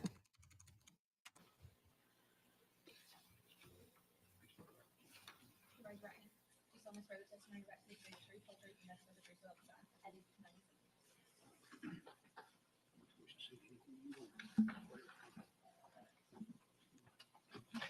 Good morning, ma'am. Good morning. Would you state your name, please? My name is Kimberly Price. And Ms. Price, do you know David Swift? No, I do not.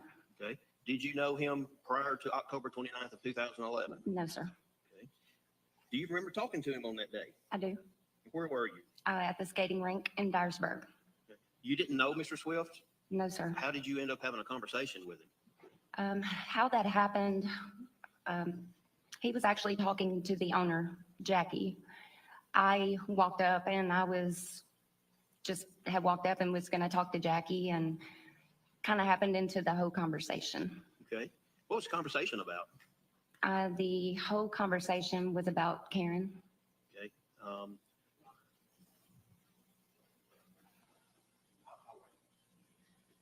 Go ahead. Hearsay. What was the conversation about? Um, Karen about? Okay, initially, I think he had asked Jackie, you heard that Karen and I were getting a divorce, and she stated no. And it just went on from that to she's draining my account.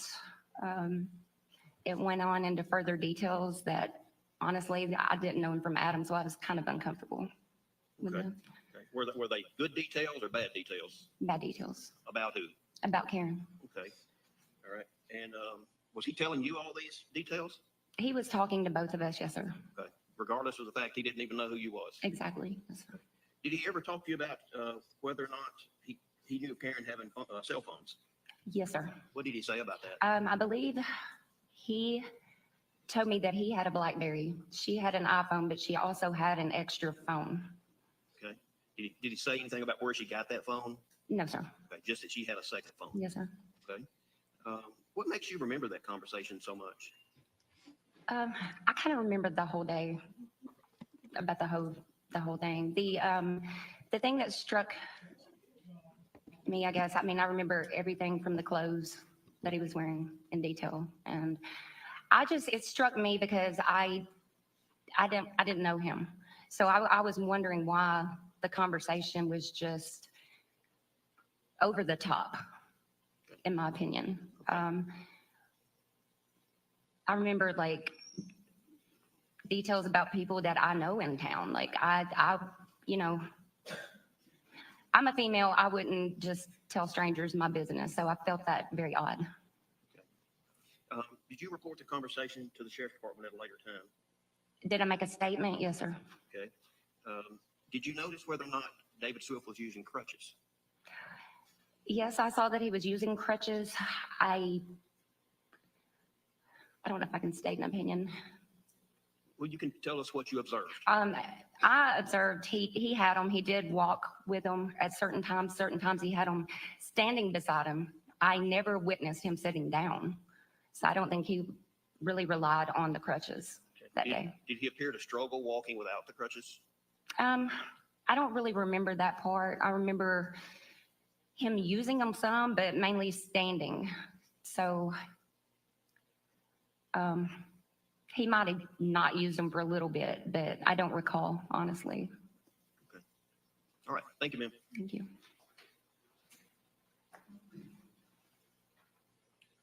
You were interviewed on November the 8th of 2011. Yes, sir. You stated that, isn't it true that David told you he had surgery on his knee before? Yes, that it was an owed injury. Yeah, but that it was hurting again. He had re-injured. Correct. Okay. He told you that his daughter was embarrassed he was on crutches? Correct.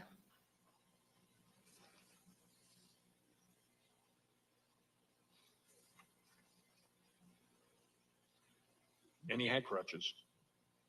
He had crutches. He had crutches with him, yes, sir. And he was there at his daughter at the skating rink. Yes. Okay, thank you. Did you talk to David Swift about custody or child support? I did. Tell me about that. I don't know how the conversation actually started about the custody. I think the fact that they were both in the same house, I think that's how it started. I said, I honestly don't know how, I would go about doing that. I said, my son's father and we had gotten a divorce. And I said, we had split custody and I was going to get about $1,000 a month in child support. And the look on his face was quite eye-opening. What type of look was that? It was like he was almost afraid that was about to happen.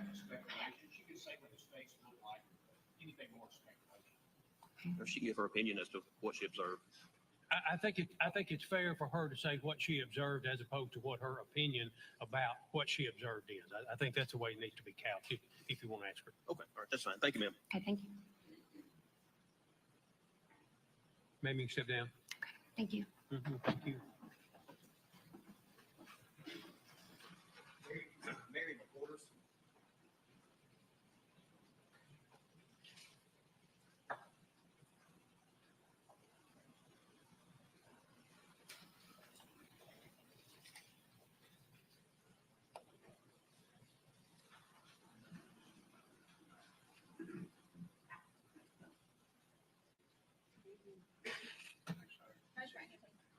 solemnly swear the testimony you're about to give will be the truth, whole truth, and nothing but the truth, so help you God. You may be seated.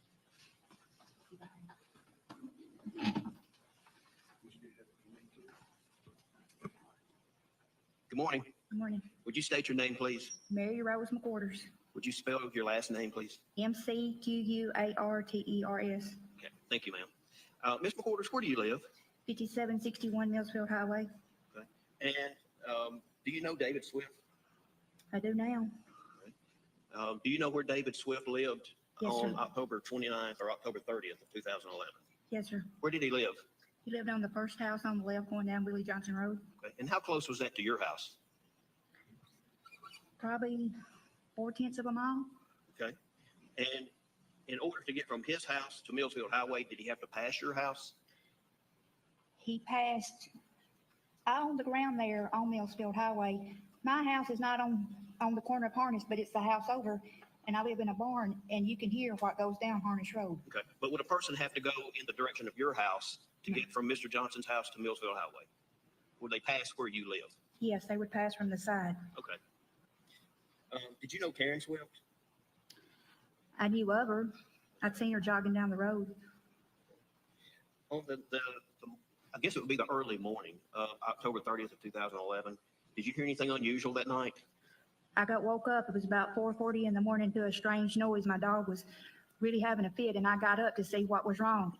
And I heard it, and then it was gone. I didn't hear it no more, but I heard it coming down Harness Road towards Millsfield. What did you hear? It sounded like a flat tire on a vehicle. Okay. Have you ever heard a flat tire on a vehicle before? Yes, sir. Is that the same sound that you heard that morning? Yes, sir. What direction was the sound traveling? It was to my right, and it was coming this way, going towards Millsfield Highway. So would the sound have been coming from the direction from Mr. Swift's home to Millsfield Highway? Yes, sir. Did the sound stop? Yes, sir. Could you tell where the sound stopped? I could tell that it stopped right over there, and it would be at the end of Harness Road. Okay. The next morning, did you observe anything in that area? There was a white car sitting over there. Is that the same place that you heard the noise stop? Yes, sir. Did you notice anything about the car? He looked like it had been abandoned. Did you notice anything about the tires? One of them was flat. Okay. Did you assist in the search for Karen Swift? Yes, sir, I did. Tell me about that. How did you assist? Well, I was on Millsfield Fire Department, and we all gathered at the fire department with horses and four-wheelers and stuff, and we went and searched certain places. And we went, the group that I was with, we went down by the Mississippi River and searched where her phone pinged. Okay. We didn't find anything, and then we all came back, and nobody found anything, and I stayed at the fire department, and I was helping clean up from all the drink cans and stuff, and David Swift's son was in there, and he, I'm sorry. Yes. Hang on a second.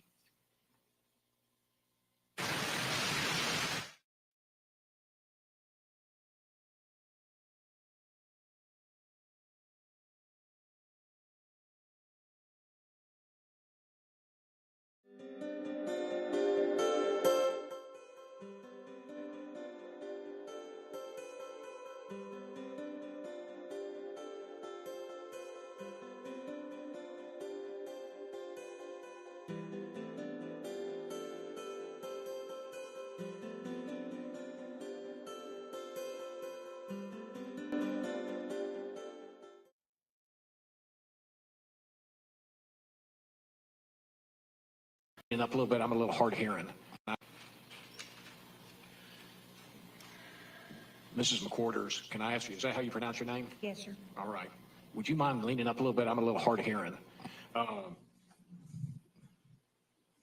You live on the road, I guess on the Millsville Highway, Yes, sir. and David Swift lives on the Harness Road?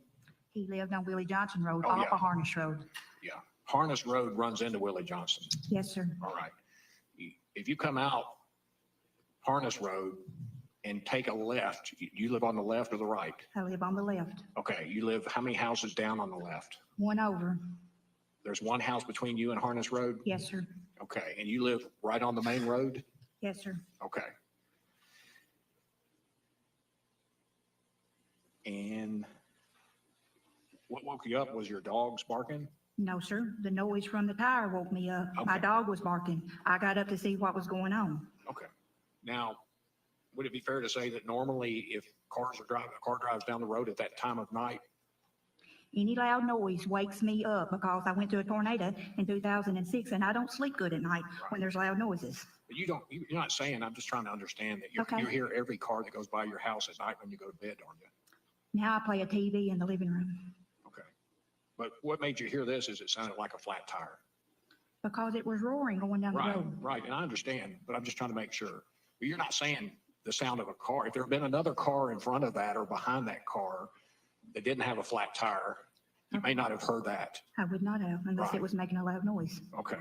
And you didn't see anything. I couldn't, it was dark. Right. But wasn't there a house next door that was blocking your view too? Yes, sir. Okay. And I like her. you didn't see anything or anybody though? I didn't go out to, Okay. I'm just making sure I understand. You did not see anybody walking in the area because the house and shed next door block your view? it was dark, I couldn't see. There's no light down there on the road. Right. Did you look? Hey, Why would I look when I couldn't see in the dark? But you didn't go to the window and look? I went out to my door and I looked out my door. Okay. I'm just trying to understand. Okay. And I glanced, but I couldn't see. did you say the highway is in a dip and sounds echo in that area when law enforcement interviewed you? Yes, sir, because the trees hadn't grown back up from the tornado. So you're saying you told law enforcement the highway is in a dip and the sounds echo in that area? Those I are your- live in a barn. I live in a metal building, a barn, a house inside of a barn. Right. So it echoes because I have the back door open. Okay. I've not been in that house. I'm just making sure me and the jury understand, okay? Okay. I like You her. were interviewed She's about this in cute. 2016. Grandma. Yes, sir. Is that correct? Yes, sir. Gosh, she reminds me of my Did you grandma. call law enforcement that day or the day after about this and give a statement? That you heard the flat tire? I probably did. Did you or? Yes, sir, I did. All right, you didn't, but there's no statement until 2016. Which is, I'm just asking, making sure I understand. This was in 2011 and you were. She you reported gave a it. Statement to law enforcement. She in didn't give a 2016. statement. Is that right? Yes, sir. Okay. And you're saying probably, but you're not sure? When something happens out there, I usually tell the police department, the sheriff's department, what's going on. Okay, all right. Reporting it and giving a statement are two different You things. stated that you reported this just the next day or days after that happened. Is that right? Yes, sir. Okay. Were you interviewed a second time in 2016? Yes, sir. Okay. So that was not the first time you ever told anyone about that. No, sir. That was the second time that they That came was and the asked you. second time. Okay, thank you. Oh, gee, yes. Make sure you understand, you freaking idiot. Flat tire. Did you have the TV on that night or not? No, sir. Gee, God, Lord Almighty. Is witness excused? Thank All God. right.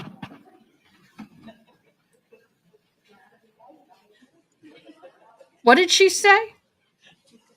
Oh, she said, thank God. Jennifer Lamb. Thank you.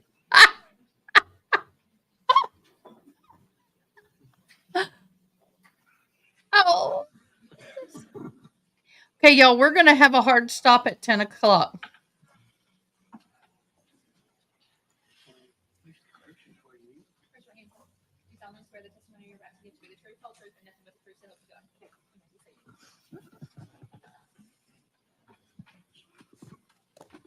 Good morning. Good morning. Would you state your name, please? Jennifer Lamb. Ms. Lamb, do you know David Swift? I do. And did you know Karen Swift? I did. Tell me how you knew them. They were my next door neighbors. Okay. And how long did you live next door to one another? We moved in February of 2008 and they moved in October that same year. Okay, so about 3 years then. Mhm. Okay. Do you remember the morning of October 30th of 2011? Kind of, yes. Okay. Do you remember seeing Karen Swift's car that day? Yes. And where was it? At the end of Harness Road across the street in the gravel. Okay. And did you know what Karen's car looked like? Yes. Do you recall about what time it was that you saw the car? Around 9:30, I was going to church. Okay. And did you try to contact Karen when you saw the car? From what I remember, I texted her and asked, was she okay? Okay. Did you get a response? No. Did you receive a call later in the day from David Swift? I did. Do you remember why you received that call? He said he didn't know where she was. He was gonna go look for her, and could I meet him and get the girls? Do you remember about what time that was? I had been out of church a while, so maybe 1 o'clock. Okay. What did you tell him during that phone call? I asked him, did you not see her car up at the end of the road? And he said no. Okay. Did he act surprised? Yes, Okay. All right. And do you know if he had called the sheriff's department at that time? I do not. Did David Swift bring the children to the mall? Yes, Okay. Was it Keely and Ashley? yes. Okay. And do you know how long did you watch the girls that day? I do not remember how long. Okay. Was it into the evening?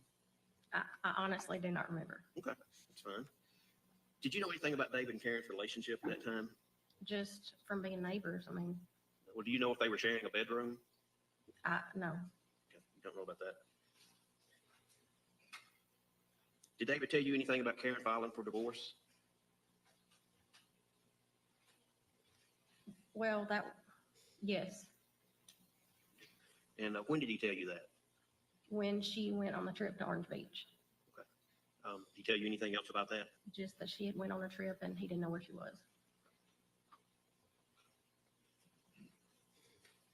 Okay. Thank you, ma'am.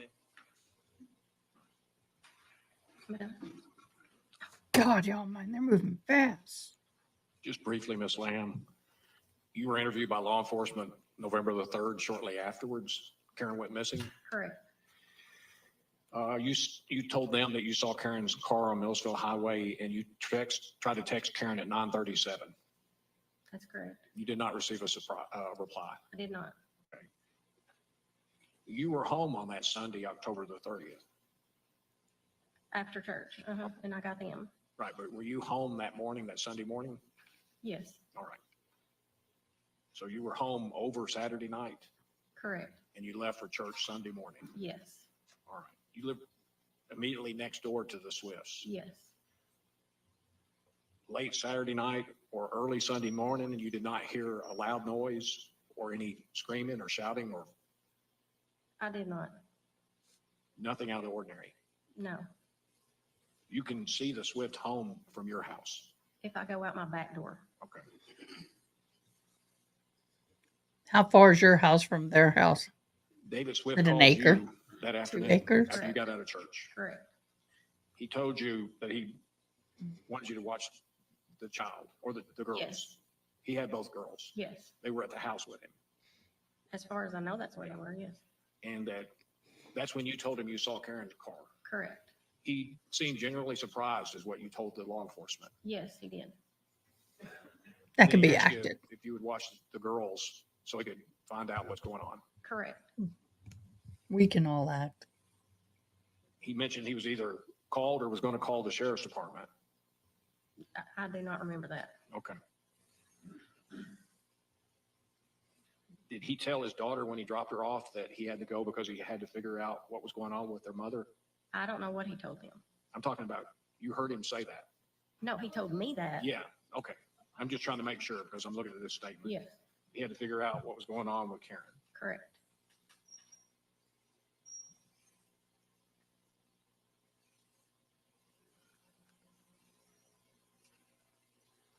Doop, doop, doop, doop, doop, doop. I wish I could get the Jeopardy music. I knew that was coming. Oh, I thought. She goes, "Oh, I thought I was out of here. What are you talking about? I'm out of here." Marty Lamb?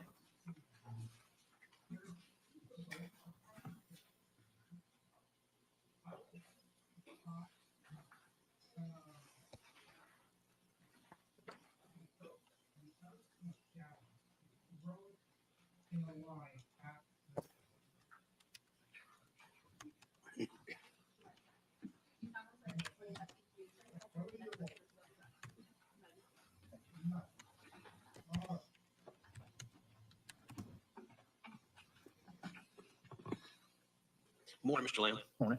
Mr. Lamb, do you know David Swift? Yes, sir. And did you know Karen Swift? Yes, sir. How did you know them? They're our neighbors. Okay. Did you know what type of vehicle Karen Swift drove? Yes, sir. And do you remember the day of Sunday, October 30th, 2011? Yes, sir. And on that date, did you see Ms. Swift's vehicle in an unusual place? Yes, sir. Tell me about that. Leaving for work, at the end of the road of Harness Road in Millfield, I did notice that her car was sitting on the east side of the road. Okay, and do you recall what time that was? Somewhere probably 4:45 or 4:50 in the morning, Okay. And why were you out at that time of the morning? going to work. Okay, is that the time you typically would go to work? Yes, sir. Okay. And did you stop at the vehicle? I did. I say when I stopped, I saw that it was her vehicle as I was pulling away from it. And I just circled around the vehicle just to see if anyone was there, if something was wrong, and I went on to work. Did you notice anything about the car? I noticed it had a flat tire. Okay. Do you remember if it was cold that morning? It was, it's October. So, it wasn't cold enough. I wouldn't say it was cold. Was it cold Chilly. enough for frost? I don't believe I had any on my vehicle. No, sir. I don't have any on mine. And Okay. Do you remember in your interview telling the police that you noticed there was no frost on the car and you thought that was unusual?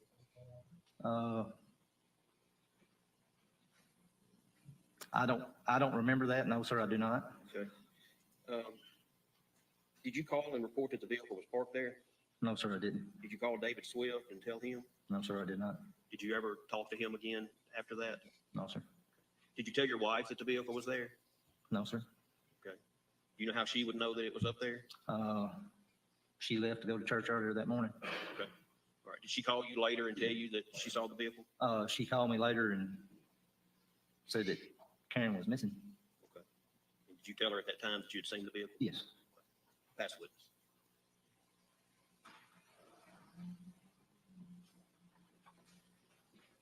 Mr. Lamb, you were home, I guess, Saturday night up until you left Sunday morning. Yes, sir. You live within sight of the Swift house. Yes, sir. That night, early into Sunday morning before you left, you didn't hear any loud noises or racket from that direction? No, sir. You did not hear what appeared or sounded like a flat tire? No, sir. You did not see someone walking up or down the road? No, sir, I did not. Thank you, sir. Where your house is compared to David Swift's house, is it closer to Millsfield Highway? Or is it on the opposite end? It's on the opposite end. Okay. So if a car was driving down Willie Johnson towards Harness and then towards Millsfield, it would actually be driving away from your house. Correct. So if there was a loud sound, rather it would be driving away, not towards your house. Yes, sir. Thank you. Step down, sir. Thank you. Thank you.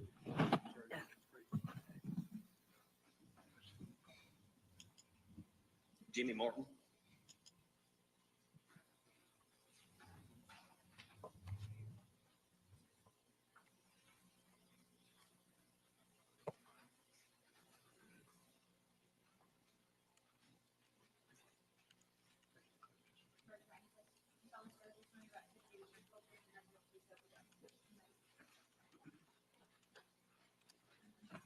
Good morning. Good morning.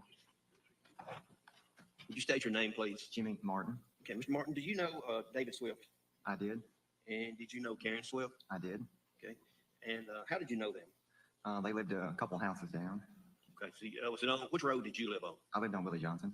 Okay. Was it closer to the Harness Road or on the other end? It was further down Willie Johnson. Okay. Did you know what type car Ms. Swift drove? She drove a Nissan Murano, white. All right. And on that morning of October 30th of 2011, do you know where you were going that morning? I was taking the two boys hunting in O'Brien County. Do you remember what time you left? It was around 5:15. Okay. When you left, did you go towards Millsfield Highway? I did. Okay. When you got there, did you see anything that caught your attention? My son noticed that Miss Karen's car was there because he made mention of it. And we looked at it, but we turned left and went hunting. Did you notice anything about the car? No, when we came back, we noticed it was still there and noticed it had a flat tire on the front. Do you remember what time you would have been coming back? It was probably sometime between 9 and 10. Okay, and it was still there at that time? It was. Okay. And once again, it was around 5:15 when you saw it that 5:15, morning? yeah. I don't know exact, but it was about 5:15. Somewhere in that area? Yeah. Okay. Thank you, sir. Thank you.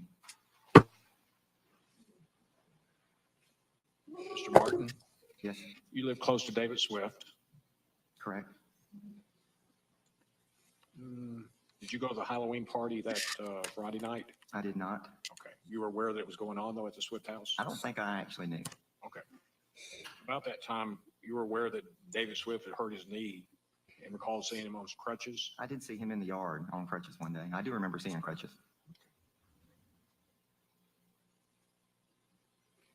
I guess Saturday evening up until early Sunday morning when you left the house, you didn't hear any loud noises or any evidence of a disturbance, did you? No, not that I know of.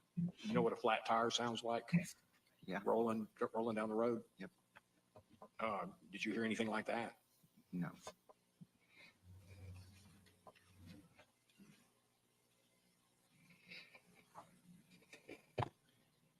Did David Swift call you about 10 a.m. asking if you might know where Karen was?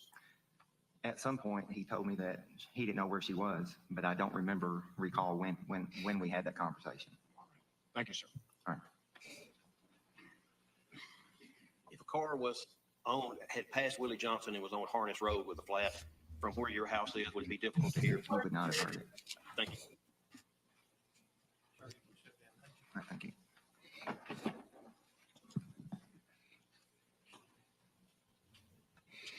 Ladies and gentlemen, is everybody in good shape right now? We'll go another 30 minutes or so, 30, 45 minutes. All right.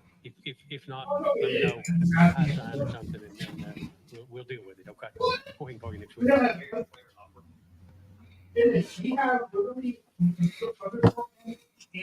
I think we missed that name.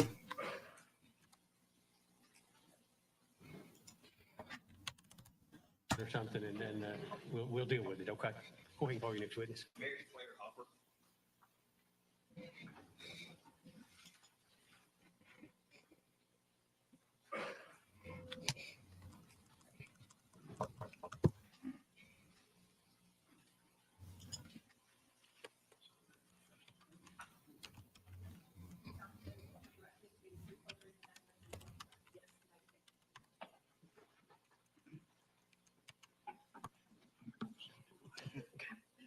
Good morning, ma'am. Morning. Would you please state your name? Mary Claire Hopper. And did you know David Swift? I had met him one time. Okay. What about Karen Swift? Yes. And how did you know Karen? I taught classes at the YMCA, and she was one of my students. And then she asked me one random day about cleaning and wanted to know if I needed any cleaning done. Did I know anyone? And I said, actually, I do. I also am the director for Habitat for Humanity in Northwest Tennessee. And we had a house, and I took her out there to show her what we needed done, and we hired her for that job. Okay. And where was that house located? Trimble, Tennessee. And do you know what day she started the job? She and I spoke, and I believe it was around the first week of October, but we had fall break. We both had small children, so school's out. So she, I believe, started after fall break, which would have been mid-October. Okay. And do you know if she was working there on Friday, October 28th? She was. She and I kept in close contact via text. Okay. And was she there on that Saturday? Yes. October 29th? I believe she was there all day until about 4:30. Do you know if she finished the job? She did not, because she actually reached out to me and said, I finished everything. All I have to do is the bathrooms. Planning on coming back tomorrow, which would have been the 30th. And if I do not get it done, can I come back Tuesday? Because she had a landscaping job. I said, absolutely. And as soon as I get back to town, I'll cut you a check for your job. Okay. So the plan was she was going to come back on that Sunday, the 30th, to finish up? Yes. Okay. Did she come back on the 30th? She did not. Did you ever hear from her again? I did not. Did you actually pay anyone for the job? I actually did. My board agreed to cut the check and take it to her mother, and I delivered it to her on her memorial, the night of her memorial in Arkansas. All right. Thank you, ma'am. Thank you.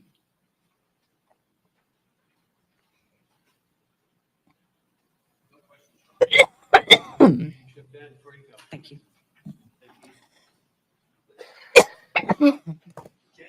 Jamie Garrett. Sorry.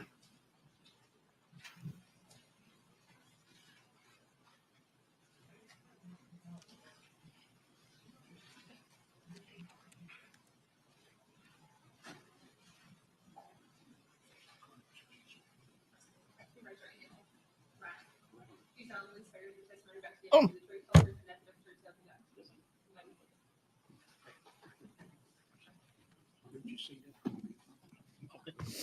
to it right there, yeah. Good morning. Good morning. Would you state your name, please? Jamie Guerin. Would you spell it? It's Gurien. And did you know David Swift? Yes, I do. What about Karen Swift? Did you know Yes, I Karen? do. Mhm. How did you know Karen? She was my daughter. Bonds, I need to step out for a second. Y'all take What's your the daughter-in-law's name? hosting. Jenny Guerin. And did you ever spend any time, or I'm sorry, did Karen ever spend any time at your house? Yes, she did. What type of relationship did you and Karen Swift have? We're good friends. She's more or less just good friends, yeah. When she would come to your house, were you there alone, or was Oh, he? no. Who else was there? My son, my daughter-in-law, and her two little girls, and my two grandsons. Okay. Did you ever have a romantic relationship with Karen Swift? No. Strictly friends? Just Pardon? strictly friends? Yeah. Yes. Did you know that Karen had filed for divorce? No, I knew they were going to get one, but I didn't know she had really filed. Did she ever call you to talk to you about different things? She called my phone. A lot of times she'd be looking for my daughter-in-law. Okay. But yeah, she did call my phone, yeah. All right. Do you recall her calling you a few days or possibly a week or so before she went missing? Yes, I do. And would you mind telling me what your phone number is? My phone number? Yes, sir. It's 442-945. That's 731? 731, uh-huh. Did Mr. Swift ever come to your house after Karen went missing? Pardon? Did Mr. Swift, David Swift, did he come to your house after Karen went missing? Yes, he did. Okay. And why did he come to your house? He's come in, he wanted to talk, and he said something about they were leaning this toward me, and he wanted to know if maybe my daughter-in-law, Jenny, might know anything. I said, I don't know. And then he said, well, I know she spent the night here. I said, yes, she did, but she didn't spend the night with me. She spent the night with my daughter-in-law and her kids, and my son and their kids. Okay. Mm-hmm. Did he make any statements about Karen? Yeah, he did. He said that he thinks somebody at some house might have followed her home. Okay. But I don't know. Then he said he hoped she wasn't out there with nothing to eat. And I thought, I didn't know. But yeah, he said that. Okay. When your son lived across the street, did you ever talk to Mr. Swift when you were at your son's house? Oh, yeah. Okay. Did he ever talk to you or say anything to you about going to a cross? Yeah, one day he was on his four-wheeler out the road, and I walked out there, and I asked him where he'd been, and he said he rode down to the cross and back. Yeah, on the four-wheeler, yeah. Okay, all right. Can I have just 1 minute? Can I have 1 minute, please? Hearing aids aren't connecting again. Did I miss anything, y'all? Anything good?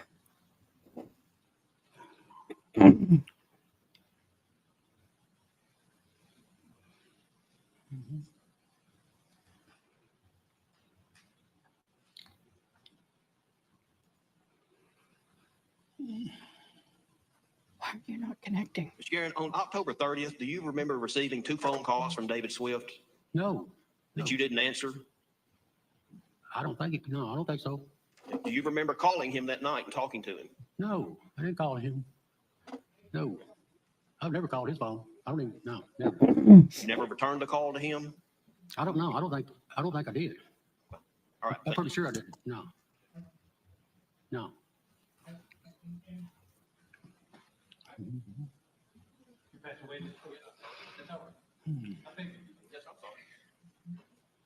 Thanks for the reminder, Judge.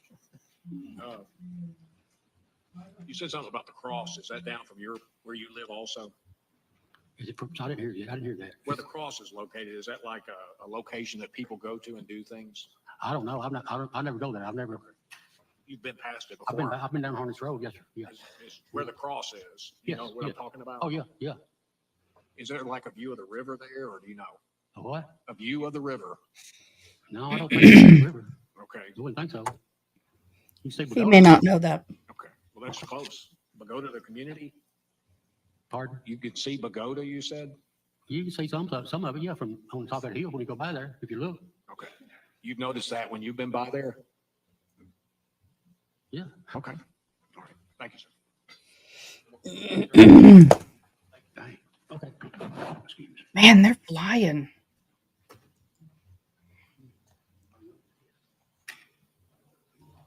Mike Smith.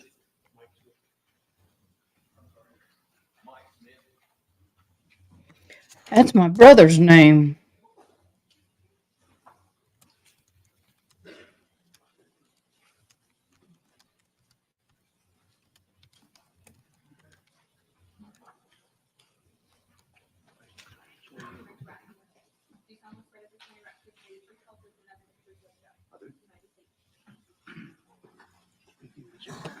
All right. Good morning. Good morning. Would you state your name, please? Mike Much Smith, nicer than my brother. Where do you work currently? owner operator of Smitty's Painting Pressure Washing, Okay. And where did you work previously before that job? State Gazette, And tell me what the State Gazette is. local newspaper in Dyersburg. Okay. And were you working for the State Gazette in 2014? I was. Do you know David Swift? I do. Did you know Karen Swift? No, sir. Did you conduct an interview with David Swift on, or in 2014? I did. And how did that come about? How did it come about that you were able to interview him? Started with phone calls between myself and David. Okay. And did he just agree to give you an interview for the paper? After some conversations we had, yes. Okay. And so did you meet him somewhere to interview him? Yes, sir. Where was that? In Blytheville, Arkansas, I believe at Grecian Restaurant. Okay. And during that interview, did David Swift make any statements about the fact that he had hired a private investigator to try to find information about his wife's murder? Yes, sir. Okay. Did he tell you what the results of that investigation were? He would not elaborate on that. Did he report that to the police department or the sheriff's department? I believe he told me he did. Okay. Did he also tell you that he had discovered a lot of facts about Karen's murder? Yes, sir. Did he tell you what those facts were? He would not. No, sir. And did he tell you whether he saw Karen the early morning hours of October 30th, 2011? Saw her briefly. Okay. And what did he say about that? He wouldn't go into it. Okay. Did he tell you whether or not he saw her long enough to know what she was wearing? I asked him if she was wearing a Halloween costume when she arrived home, and he answered no, that she wasn't. But that's when he stopped me and said, "You're going to have to move on. You keep trying to pull stuff from that night, and I'm not going to discuss it." He didn't want to talk about anything that happened that night. No, sir. Did he tell you whether or not? Did he tell you that Karen and Ashley slept in the same bed that night?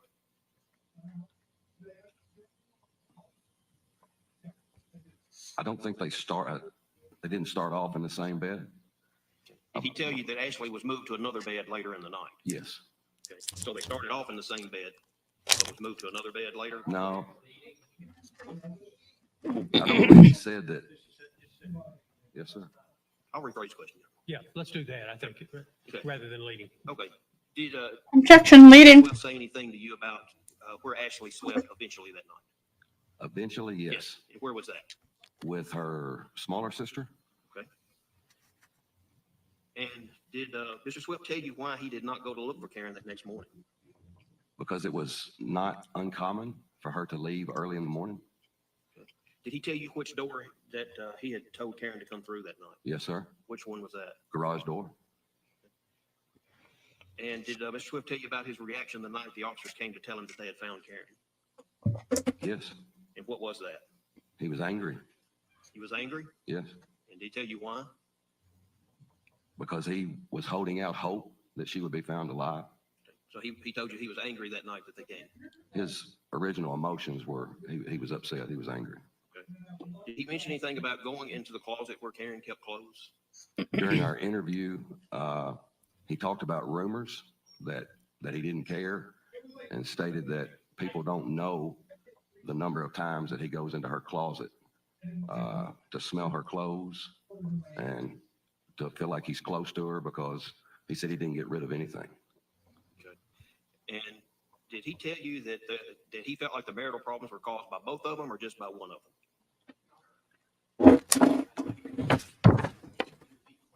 Did he tell you that their marital problems were because of both of their actions or one of their actions?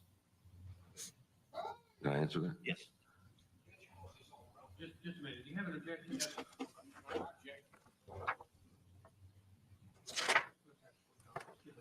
Yes, sir.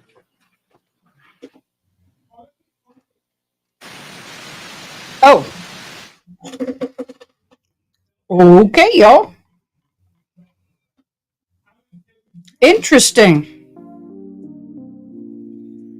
Oh, that's where I thought he was going, Andrew. Andrea, and I thought he was going there.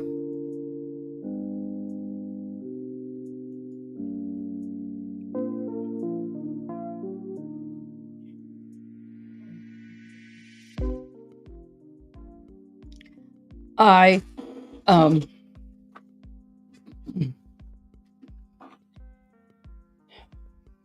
we're getting a little interesting right now. I like the pace that they're moving through the witnesses. Um, the tire thing is, I think, one of the worst things for the defendant right now. Anybody who knows anything about tires would know you can let the air out without puncturing it.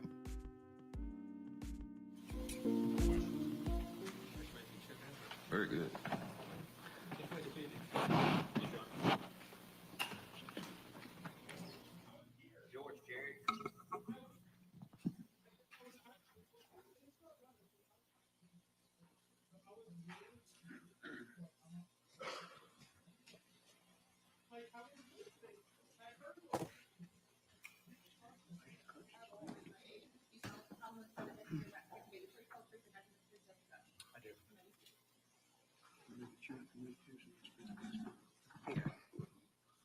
Good morning. Morning. Would you state your name, please? My name is George Jared. Would you spell your last name, please? Jared. Thank you, Mr. Jared. Mr. Jared, where do you work? I am an investigative reporter. I work for a company called Talk Business and Politics. It's based in Little Rock. I'm also a true crime author. I've written 5 books, and I've covered dozens of murder cases in Arkansas and around the country. Okay. And where were you working on in October of 2013? I was working for the Jonesboro Sun. It is, or was, the largest newspaper in Northeast Arkansas. Okay. And do you know David Swift? I don't know him personally, but I spoke with him a number of times on the phone, and we have a number of mutual acquaintances. He and his wife were from the general area where I live, so we know some people that know each other. Okay. Did you eventually interview Mr. Swift? Yes, I did. And how many times did you interview Mr. Swift? I talked to him a number of times on the phone. I wouldn't characterize each time I talked to him necessarily as an interview, because sometimes I'd call him and he'd be like at work or some other place and he wasn't able to talk. But being a reporter, I tried to get a question or two in anyway, and sometimes he would answer a question or two. But it was probably 4 or 5 times maybe. Okay. And did you actually write an article about the interviews that you had? I did in October of 2013. Okay. And during that interview, did Mr. Swift make statements about conducting private investigations? Yes. And did he say he had recovered information about the murder? He did, but he didn't divulge many of the details to me. He said he wanted to keep that to himself at that time. So he didn't report it to anyone at that time? Not that I'm aware of. Okay. And did he also tell you that he had collected numerous folders of information concerning his wife's murder? Yeah, I don't know if the term was folders or binders, but he said that he had collected some information and that he was keeping it. So yes. Okay. Did he tell you what was inside those folders or what information he'd gathered from that? No, he didn't give me any details. Of course, being a reporter, I'm trying to dig out any detail I can, but he didn't divulge anything specific. Okay. Did you ask him about the early morning hours of October 30th, 2011, when Miss Karen Swift got home? Yes. Okay. And did he tell you that he saw Miss Swift that night? Yes. Okay. Did he tell you where he saw her? He didn't say there was no specific location within the house. He just said that he saw her. Okay. Did he tell you that he knew what she was wearing, or whether he knew she was wearing what she was wearing? That detail never came up. He never told me what she was wearing. Okay. Did he tell you where his daughter Ashley went to bed that night?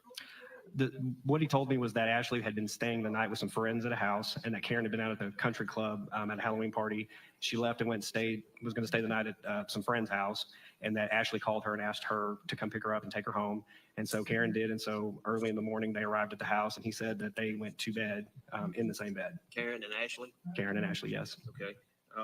Did he tell you how many times he talked to his wife when she got home? He didn't give me a specific number, no. Okay. Was it more than once? My impression was yes. Let's rephrase the question. Well, my question was, did he tell you that he talked to her more than once? Does he know? That's as opposed to an impression. I agree that that's not appropriate response. Okay. Leading. If he talked to his Miss Swift more than once? He didn't give me a number, but when I talked to him, I believe it was more than once. That objection's overruled. He's answered the best of his knowledge. I like this judge. I heard the response. Did Mr. Swift tell you that he saw Miss Swift when she was leaving the house? He didn't tell me specifically. I asked the question. I said, "What did you talk to her before she left?" And what he told me is that during the course of the interaction that night, he said that they did talk and that the conversation was cordial. No one was mad. There was no heated argument. Nothing like that. Did he say anything about seeing her leave? No, he gave no detail about that. All right, thanks, sir.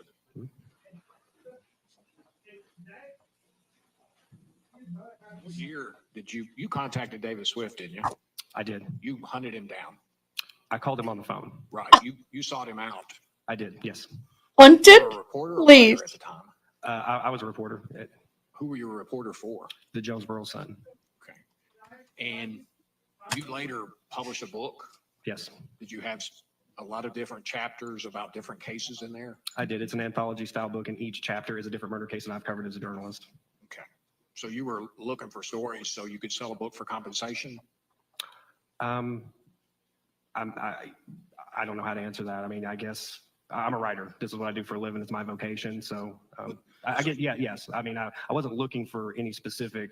I've covered dozens and dozens and dozens of murder cases, and I've written about all of them. Well, that's good, but you eventually published Yes. a book though, didn't you? Yes. And you did receive some compensation? Yes. Okay. Yes. I'm just asking the question. It's the way you're asking it. You can step down, sir. Is witness released? Wow, they're going fast.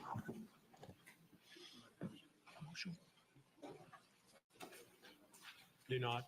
It's a good time to take a lunch break then. Okay. Is that okay with you? We're going to stop there. Okay. Ladies and gentlemen, we're going to stop for lunch there.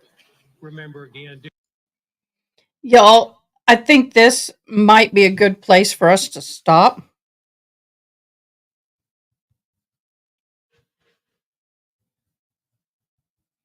For the night.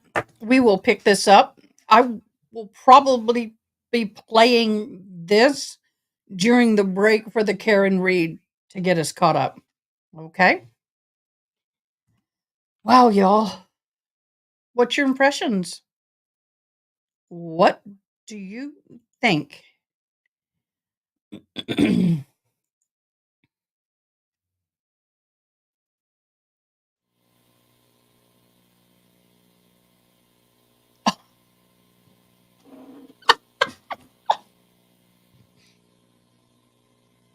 Y'all, maybe I shouldn't ask what you think. Maybe that's a no-no. Oh my gosh. Okay, so tomorrow morning, Karen Reed, 8 o'clock in the morning, be here with bells on and a bunch of coffee. I need to share something with you guys. I'm kind of excited. I'm gonna share. I'm gonna put this down on the taskbar so I can just pull it up tomorrow when we are in breaks. Y'all know, some of y'all know that I'm Native American, and um, I have made my regalia. However, I have kind of put off making something because it's going to take multiple, probably a couple hundred hours of work. I want to show y'all. Now, these are not mine, but they're going to be similar. The pattern's going to be different. I like some of the elements, so I may use it. But these are moccasins, and then the leggings are separate. But I'm going to share it with you because I am going to be beading while we're watching this. And the reason is because, let me see which one I got to figure it out. Oh, there it is. Because there's a person that I knew passed away who was Native, and they're going to be doing a ceremony for her later in the summer. And I got to get them done. But this is what I got to make. Yeah, that's 100% beaded. Well, I'd say 95 because just this area down here is not. But all the way around the legs is pure beads. Here, I'll do this. There's some other kind, but there's old, come on. That was a newer pair. See? But I really like these yellow ones. So yeah, those are old. These are very, very old. I wouldn't wear those. They're very old. This is a modern. So I will be beating because I have to have these done in time for this event. Here's another example. But it would be nice if my mods can really help me out on mods, please help me on the names and all that because I have to do the swoop. I'm writing, I'm typing, I'm dotting, I'm targeting on my stream deck. So I got my hands up in the wall. That's another kind. But I have to make the moccasins out of the leather and bead them and the leggings. But they are 2 pieces. I've never made these. I've done other things, but I've never made these. So we'll see how it goes. But tomorrow I gotta lay out the pattern and figure out what I'm gonna do while I'm doing all this. But we can do it, can't we? Let me get me full screen. I see a motive, but no proof yet that he did the deed. Yeah.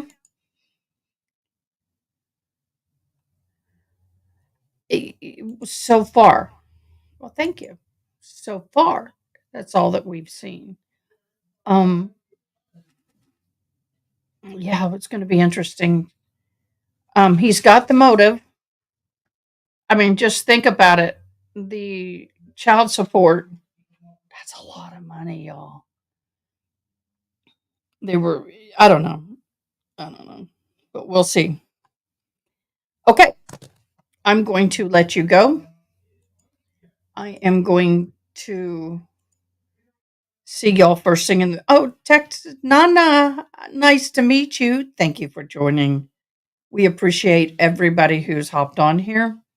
Nana, Texas Nana, please join us tomorrow morning. We will be streaming all day the Karen Reed trial. Now, just as a reminder, they're only in trial this week, Monday, Wednesday, Friday, Tuesday, Thursday. They're not. So we will catch up with this trial during the breaks of the Karen Reed and the Tuesday, Thursday. Okay? Awesome. I appreciate y'all. Y'all have a fabulous day. And I just really hope that y'all have a good night. And we'll see you in the morning. Oh, didn't mean to do that, but that's okay. All right. I'm going to let y'all go. All right. Bye.